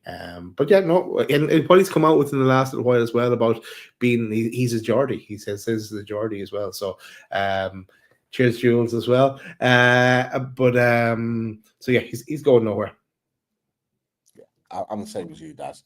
I couldn't envisage him going in January. It didn't make any sense. It didn't make sense, even with the finances there. It didn't make sense with Newcastle United. Boys, we're sitting in what? Are we 7th or 8th in the Premier League now? We're 8th. We haven't looked at the table, have we? We haven't looked at the table yet. I had it open, but I closed it. I believe. I think I've got it here. We are 8th behind City. Yeah, 8th in the Premier League, and a win against Villa on Boxing Day takes us above Villa and could put us anywhere between 5th and 8th position with a win on Boxing Day. Boys, that puts us right back in the mix. Yeah, right in the mix. Why would it then make sense to get rid of Bruno Guimaraes, even if we got a couple of players in? The disruption that would cause in the way Bruno's playing, it doesn't make sense. It ain't going to happen. So for me, I called that as a bullshit rumor, and I still maintain that was the case. But I wish you told me before you brought it up on the show, because I was going into a panic. No way, we're fucking selling Bruno. No. It was. I think you come off screen. So basically, it was the Bruno links. So Sam Lee, who reports on. Oh yeah, I saw that bit. Yeah. The day with Top Table Talk, Pete, it was when we first brought up that topic. And I went to a bit of a meltdown over that. Well, sometimes it's difficult because when you're hearing it from other sources and other people, you don't really know what to think. But then when you look at the whole situation after that initial link, it didn't quite make sense. Yeah. Another one that isn't going to happen either, which I just laughed at when I saw this today, is this one. Paris Saint-Germain. Oh, I know. Willing to pay 100. 100 million. What's that? 85 million pound. Boys, we paid like 65 million for it. So are we really gonna ask for 20 million more or so? It is a ballpark figure for Alexander Isak is no doubt worth double what we paid for him now. So we're talking at least 120 million. Even for some people, 130, 140 is more of an appropriate price. I laughed at it. So did Lee. It ain't happening. So another bullshit rumor that we can just absolutely squash right now for anyone that's worried about Alexander Isak leaving. Oh, Pete, this one. Do you know what? I wish I'd took the screenshot and saved it. Oh, Tom Dixon said it. Did any of you see that on X? I saw that something. I laughed. I was laughing at it. Oh. An Everton account had posted it, whether it was a wind up or not, I don't know. But they were like, now Everton have got new owners. Do you think they might go for Isak? And I was just like, oh, please. Like, yeah. You know what? I'm not even going to dignify that with a comment. What have people asked us? Well, we'll run through a few of these. I know I've talked a lot of transfers tonight on. By the way, boys, I've got so many more. I've got so many more transfers that we haven't even touched on tonight. So yeah, we should have a month of fully loaded transfer shows. Probably about something like that. Deal. That sound good? Yeah. Let's do that. Sounds like a plan. Right, what have we got? Well, first of all, I've got to give a big shout out to Simon Davis. He is on fire. Simon Davis throws in Ryan Cherky. And then he says, Hull is a good name. Simon, I love it. Is that your burner as well? Yeah. That's my alias. Yeah. I Which love one? that, Simon. Third? Second burner? But no, I love that, Simon. Love that. Harry Austin, big shout out to you, mate. Happy holidays to loads of mag. Happy holidays, Harry. Harry, who bought a t-shirt off us as well during the year and is rocking that in on the Texas area. I remember. Nice Harry. Still time. Still time to buy it. You won't get it delivered in time for Christmas, but plenty of time to buy them. Still 20% off as well, actually. So still plenty of time for that. Absolutely.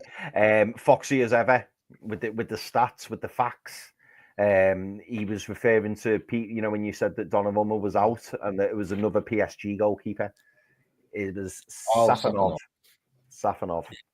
Foxy's always on the ball, and he just knows, doesn't he? And talking of Foxy, Foxy also says, I'd like to see us go for Maicao from Bruno's ex-club, Atletico PR. Standout keeper from South America and still only 20 will be half the price of Trafford. So, buy him. If Foxy says he's good, buy him. Foxy's happy with him. Yeah. Old. Great age. Old. Yeah. Old. Absolutely. This is an interesting one from Claire G. Claire G says, do we see much movement in January with other clubs? City have got to be buying to salvage their season. What Daz, what do you think on that? Do you see it being a busy January window? Because the last one was awful. Well, I'm just going to look at the table and go, Liverpool, they'll probably stick. I don't know if unless they see a bargain signing, they'll move, and then they'll spend money if they need it. Chelsea, they'll more a stick, but you know them, they could do anything. Very unpredictable. Arsenal, I think, will buy. They're going to buy someone. The Saka is out as well. Going to be missing for, as you were saying, Pete. Going to be missing for the League Cup. Apparently, boys, just to provide a bit of an update on that. Not only is Saka going to miss the first leg, apparently there's rumours that Saka is not going to be back until March at the earliest. Ooh. So he's going to miss both. Wow. Potentially. Apparently his injury is a bad one, and there's even fears that he might not be back for the rest of the season. Jesus. That's a hell of a Considering how important he is to Arsenal. Yeah, very important. Them not having a right winger that does what he does, boys, that balances things out for sure. Yeah, it does. Absolutely, it does. And a big shot on the title as well, isn't it? For any slim hopes Arsenal have of getting back in that title mix, missing Saka, it's massive, isn't it? It ain't winning Jack now. Nottingham Forest, they'll probably have to sell for PSR issues. Yeah, Wolfie. But Anthony derailed them. We need to derail them some way.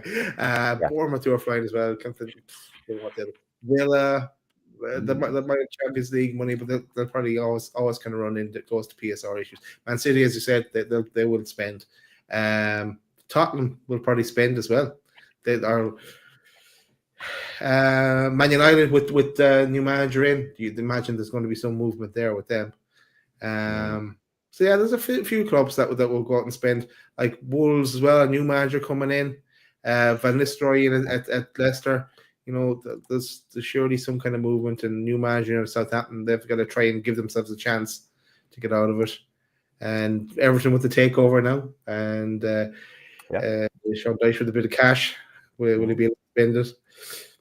Yeah, there'll be some movement, but January it's a difficult month as well, as everyone knows, to get the right things done. I'm going to be more bullish with this, boys. I think this is going to be one of the biggest, most active windows for a very long time. Ooh. I think there are so many teams that are going to be wanting to make money, do deals, move players on. And this is why it just fills me with confidence that Newcastle are going to be within that mix. I genuinely see teams coming out and doing a lot of business. There are some teams like Daz has said, like the Liverpool probably won't do too much. Man United, I don't think have the money to be able to do too much. There'll be a few clubs like that, but there'll be clubs that will be active in the market that we wanted to. Man City 100% will be within that market. Arsenal might now be forced into doing something in January because of the injury situations and what's going on. We need to do something because we need to move players on. You've got Saudi teams that want to build for their next phases. You've got other teams in Europe that need to strengthen positions. I genuinely think this is going to be an active month. Boys, I'll be honest. I've said it to you for a while, but I genuinely think we're going to be busy. I really do. I think we're going to be busy. Incomings and outgoings, but sparse enough in other teams. But maybe, as you're saying, Pete, maybe they'll try and do the deals now rather than waiting to try and the 30th of June and that PSR deadline again. Just get their business and their house in order. Yeah, definitely. Yeah. No, I agree with you boys. I think there will be quite a bit of movement, and it's. I mean, hey lads, it's got to be better than last January. Has to be. And I think as well the fact that everything is so up in the air at the moment. I think if there was a big gap, between say the top 6, top 7 to the rest, and then maybe the bottom 3 looked a bit more sure. Maybe you wouldn't see as much gambling, but I think there'll be clubs out there who see opportunities, not just us, who see opportunities to get into Europe, who will see opportunity. I mean, hey, there's opportunities for the league still. There really, really is. This isn't Man City running away with the league. This is Liverpool, who are absolutely flying, but who, I think, the likes of Chelsea, the likes of Arsenal, even, especially with this injury to Saka, they could go out and gamble. And the clubs at the bottom, they'll be looking at it and thinking, do you know what, we might be able to get out of this. An Ipswich, a Wolves, a Palace, they might be thinking, do you know what, a couple of extra players just to get us away from that, from there. Everton the same, as you mentioned, Daz. So I think there's a lot of movement. There's potential for movement. Boys, other than the obvious ones, is there any players that you think? Or tell you what, if I'm gonna set a figure, I'm gonna say 3 players are going this window. If I had to say to you 3 players are going this window, which 3 names would you give me? Start with Pete. Martin Dubravka, Miguel Almiron, Matt Target. Yeah, pretty good. That'd be my 3 players. Dazzler? Go with those 3, but I'll add in 3 more potentials, like Trips. Would they give away themselves in a free? Let's not forget what we talked before, Daz. Wolves were linked with him a while back. Yes, they were. For a January move, potentially. Not getting rid of Wilson because he's injured. If we were to get in some kind of other striker, send Asula out on loan. Yeah, potential. After that, maybe Alex Murphy out on loan as well. I think at this stage he needs to be getting regular first team football in the championship. That's it. Yeah. But predominantly though the three that Pete said. Yeah. I noticed neither of you said Longstaff. Longstaff, yes. Yeah. Do you think there's potential? Will a club gamble on Longstaff and think, do you know what? He could come in and do a job? And he can come in and do a job. So I don't know. I can't see it happening, but yeah. He's not an unsellable, let's say. He's not one of the priorities. I think, the fringe players that we probably need to move on are the three that I mentioned, and there's a couple in there that you mentioned, Daz, as well. I think Sean Longstaff definitely could be sold. If a team, if the window's as active as I anticipate it to be, teams are going to be looking for players to improve across the pitch, like in all areas. And you've mentioned it, the likes of Brentford, the likes of Wolves, the likes of Palace, Everton, that are all going to be fighting for players in order to strengthen their positions in the Premier League. And a lot of them are bottom half teams, which, in my opinion, being honest, is where I see someone like Sean Longstaff is a bottom half Premier League team.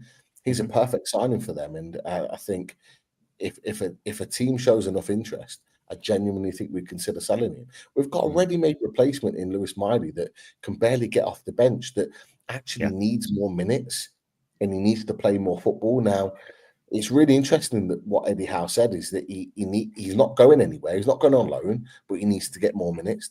The best way to do that is to move Sean Longstaff on. You've got a ready-made replacement in Miley to throw into the mix to get him more minutes and build up, and it's a dream scenario. So I could see it. I genuinely could. Yeah. Boys, has Kraftku got a new contract? Because he's shown up here on my screen for. Did he? Him and Longstaff both got extensions, but they weren't like officially announced. A bit like Dan Burns, he got an extension, but it never really got announced. It was kind of just talked about that it had happened. So it was all done under wraps. Like Longstaff's had his done because they want to keep his value. I think with Kraft, just my opinion, I think they've given him an extension because they want him to be a squad player. Yeah. And he's happy to be a squad player.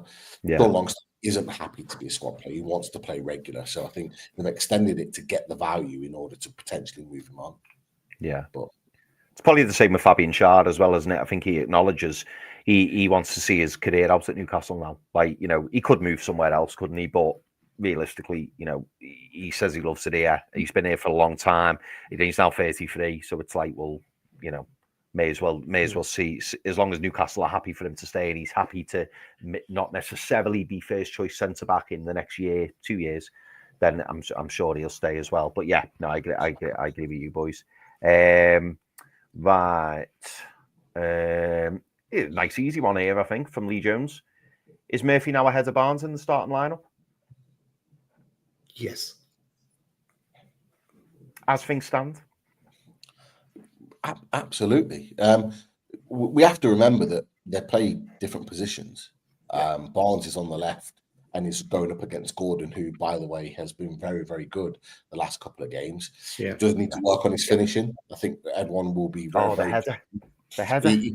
Not even that. He had a chance in the second half as well from an unbelievable pass from Bruno. Yeah, that clip's been going around today. Should have scored off the back of that. To be fair, he missed a chance in the second half against Brentford midweek. Like, this is his only area that he needs to work on. Everything on his game currently is where it should be. He could have had 3 or 4 more goals added to his tally, which completely gives him a different picture of his performance. But he needs to stop putting these chances away. But for everything else, he is ahead of Barnes. So it's Barnes and Gordon fighting out, and Murphy is well ahead of Miggy, well ahead. So yeah. This is a nice, easy one for me, again from Lee Jones. Was Murphy's pass assist of the season? I'm going to say no. But what do you boys think? No, not the assist of the season. It's good, but no, like the one we just talked about there, that Bruno pass to Gordon, that would be a contender if that resulted in a goal. But that was incredible. Yeah. Pete? And like the Willock one from the previous season, that was like the pass of the season as well. But no, we haven't seen it yet. I don't think. Stunning. To be fair, there's been some good ones. So the Bruno reverse pass into Isak for that goal against Liverpool was absolute quality. I imagine there's been a couple of others. I can't think off the top of my head now, but it's definitely up there. I would probably say it's up there as top 3. Yeah. But it just goes to show being up there as the assist of the season just shows how good it was. Yeah, no, absolutely. Few more quick ones. This was a really good one from Tom Dixon. It's not really a question, it's more just an announcement, which I thought was a really good one from Tom. Arsenal versus Newcastle has now been confirmed as Tuesday the 7th of January, so that's the first leg. And Newcastle against Arsenal has been confirmed as Wednesday the 5th of February, which is the second leg. So we've got those dates confirmed. We had the feeling they'd fall in those weeks, but it's now the dates have been confirmed, which is brilliant. So at least we know. You imagine they're on TV or on at least Sky Plus or something. I would think so. Yeah. Apparently, ITV have got the rights for the semi-finals. Oh, so the first leg on the 7th of January, our game at the Emirates is on ITV. ITV have got the rights for that game. And then it's also on Sky. I'm just looking at. So is it dual then? Sorry, Pete, I'm crossing over you now. No, the delay has kicked in. It's as you're saying, it's dual. It's Sky and ITV. Yeah. Okay, so that's what I wasn't sure about whether it was dual, because me and Lee would talk about that because we were like, what? Like ITV have got it, but they have. And ITV have got the second leg of the Liverpool-Tottenham game. So we'll be dual and we'll be on Sky for the other one. So I think that's great. Good to have terrestrial having these big games, which is great exposure for us. Absolutely. Right, a couple more to finish, boys. I'm going to put this one on because I think Pete's probably going to expand on this a little bit, but it's to be. Are you having more smoothie there, Pete? Is it more smoothie you're having? Yeah, lemon smoothie. It's Christmas, man. It's Christmas. Yeah. Got it. Don't do this for us. Shows. I'm like, it's Christmas, man. We're having some fun. You're allowed. This is an interesting one from Claire, and I think this one's to be continued. So Claire says, what about the French club that still needs to sell as they are being relegated? No bargains there. And I think Pete is going to quote his brother here because I bet Lee has got all kinds on this. He has, mate. And he is going to be coming on to the channel to discuss it along with other French-based players. So yeah, I'm not going to touch on any more than that. I've had a few really good conversations with him with regards to Lyon, which is the club, and their situation. So I'm going to let him expand on that, and we'll ask him the question. So he is ready to come and join us on Loaded Mag NUFC to talk all transfers and the French-based players, as long as German and Italy as well. We just need to find a date to get him done and get him signed up, which we will. We will at some point. So I'm going to leave that one there, Claire G, and I'm going to let Lee expand on that one. He's very excited to come on and talk with us about Lee, this. Davey. It is a very interesting situation with Leon, absolutely. And he has been keeping tabs, as he always does with French football, on everything going on. He will also provide some information on Randall Kolo Mwane and a few others too. So stay tuned. Fully Loaded Transfer Show is the place to be on Loaded Mag NUFC. The guests that we've got lined up already confirmed. that are going to be That's ready six for already. January. Yeah, 6 already, and more Six in the confirmed. pipeline. We are absolutely stocked and ready for all things transfers. So, yeah, stay tuned, people. We are already on the march. Cannot wait. Cannot wait. Tom Dixon asks, and this is just a yes no on this, boys. Do you think we'll go for Gay in the summer window?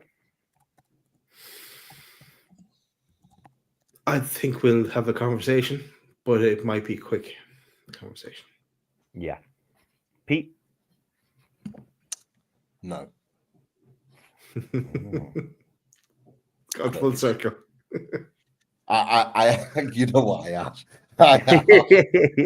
You know, if I had a flip flop now, I'd be throwing it at myself. I have been with this. I've been up and down with it, but the way it's looking right now, and you know what, the quality of young player with value that we're linked with, makes me think it's not the right deal to be going for. Yeah, I don't know. No, ask me in a week, I'll probably give you another answer, but at this moment, no. No, I tend to agree with Daz. I think if we don't sign the right centre back this window, I think in the summer we may go to him, but I think it will be a very quick conversation. I think with Palace, it'll be like, this is what we're paying, and if the answer's no, then it'll be like, no problem. See ya. Thanks. I think it's all on our terms now. It's all on our terms. If we do, Sammy will be the man to break it. For sure. Yes, absolutely. Yeah. Right, I'm going to compare. I'm going to combine these two questions. Right, so, Tom Dixon asks, next 2 games, how many points against Villa and Man United? And Jimmy Watt also asks, question for the chat: 3 points against Villa or 3 points against Man United? You can only pick one. That's a hell of a question. But first of all, answer me. How many points are we getting in the next 2 games against Man United and Villa? And then, if you could only pick one to beat, who would you want to beat? That's easy. Okay. First of all, 6 is what we're getting. Right? Chest out, 6. 5 for 5. Yes. And what I've got to say then is my heart would say I want us to beat Man United to get the Man United points, but my head would say it'd be better to get the Villa points because they're closer to us in the table. Man United, they don't worry me at all this season. They're getting worse as the season goes on. So, yeah, but I don't like that question, Jimmy. Pete, what about you? Yeah, I'm gonna say, Jimmy, you've done us there with that question. Honestly, can't believe I'm even thinking like this from where we were a couple of weeks ago. But I genuinely think we can win both. Genuinely, I think we can get 6 points on the board. I think Villa's the tougher game out of the 2, even though it's at St James's Park. They're coming off the back of a good win. I actually think that might be a good thing for us. Their confidence is really high coming to St James's. As long as they bring that high line, I think we dismantle Villa. But that's a conversation for another day. What would I want more than anything? Villa, because it's the next game. Keep winning, boys. Breeds confidence. So that's why I would say that. But tweeted it out yesterday. It's time, boys. We need to win at Old Trafford in the Premier League. Way too long. Johan Kabay the last time to score that winner in the Premier League, by the way. I know Willock scored there and won us that game last season, but Villa is the priority because that's the next game. Yeah. No, I tend to agree. I'd want us to beat Villa as well for the reason Daz said. I don't think Man United are going to be much of a threat this season, and I would love us to beat Villa, and then everyone's because you can just see it now. All the media going, "Oh, hang on, Newcastle beating the mighty Villa. What's going on here?" You know what I mean? Everyone start, it's Pete. It's brought back that memory of the.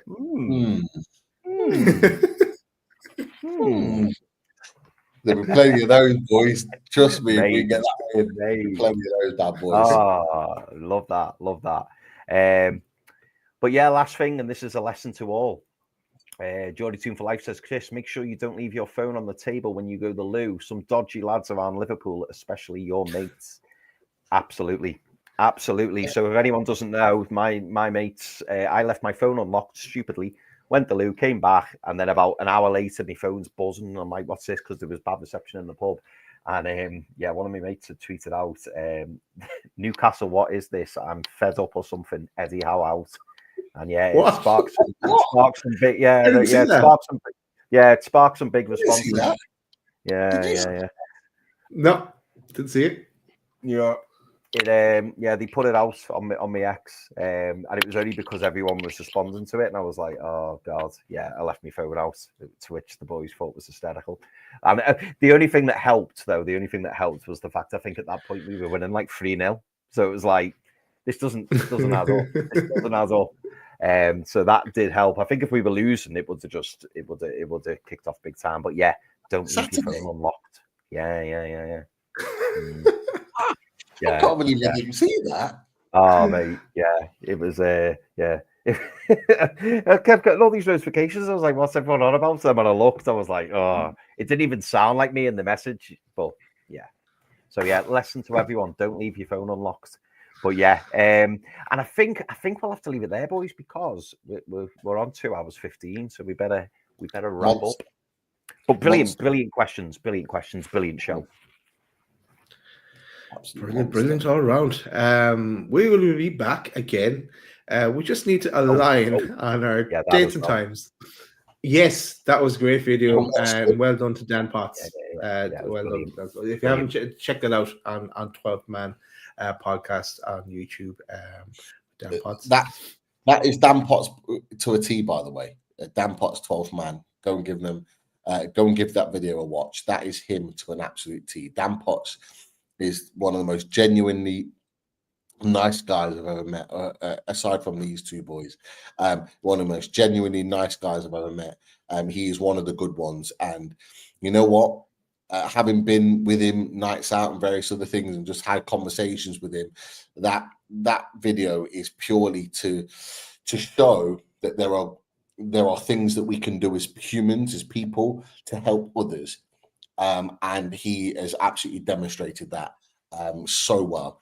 And yeah, he's just a genuinely great guy. And where you can, people, show that support and that love for another human being at this time of year. We're very lucky to be in this position where we're talking about football and various other things, and we're talking about Christmas and spending time with family and doing all these nice and fantastic and fun things. But there are people out there in the world that don't have these things that we have, and Dan Potts' video absolutely demonstrates that, and the support he shows in that only 8-9 minute clip typifies everything about this time of year. So go watch that, give some love and support for Dan Potts. He's a great guy.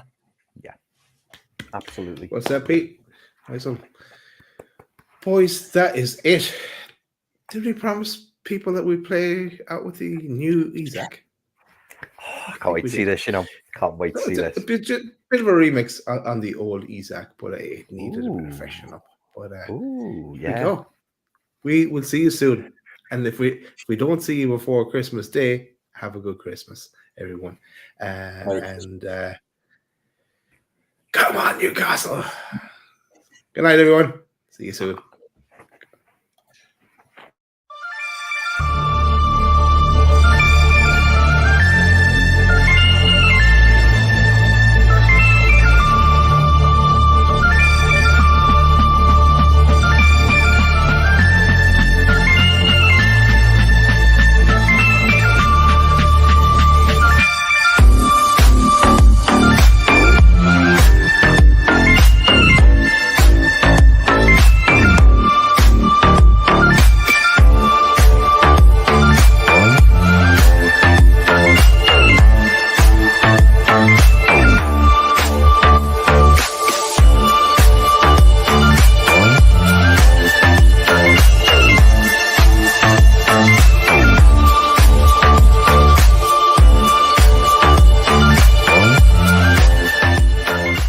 Sir.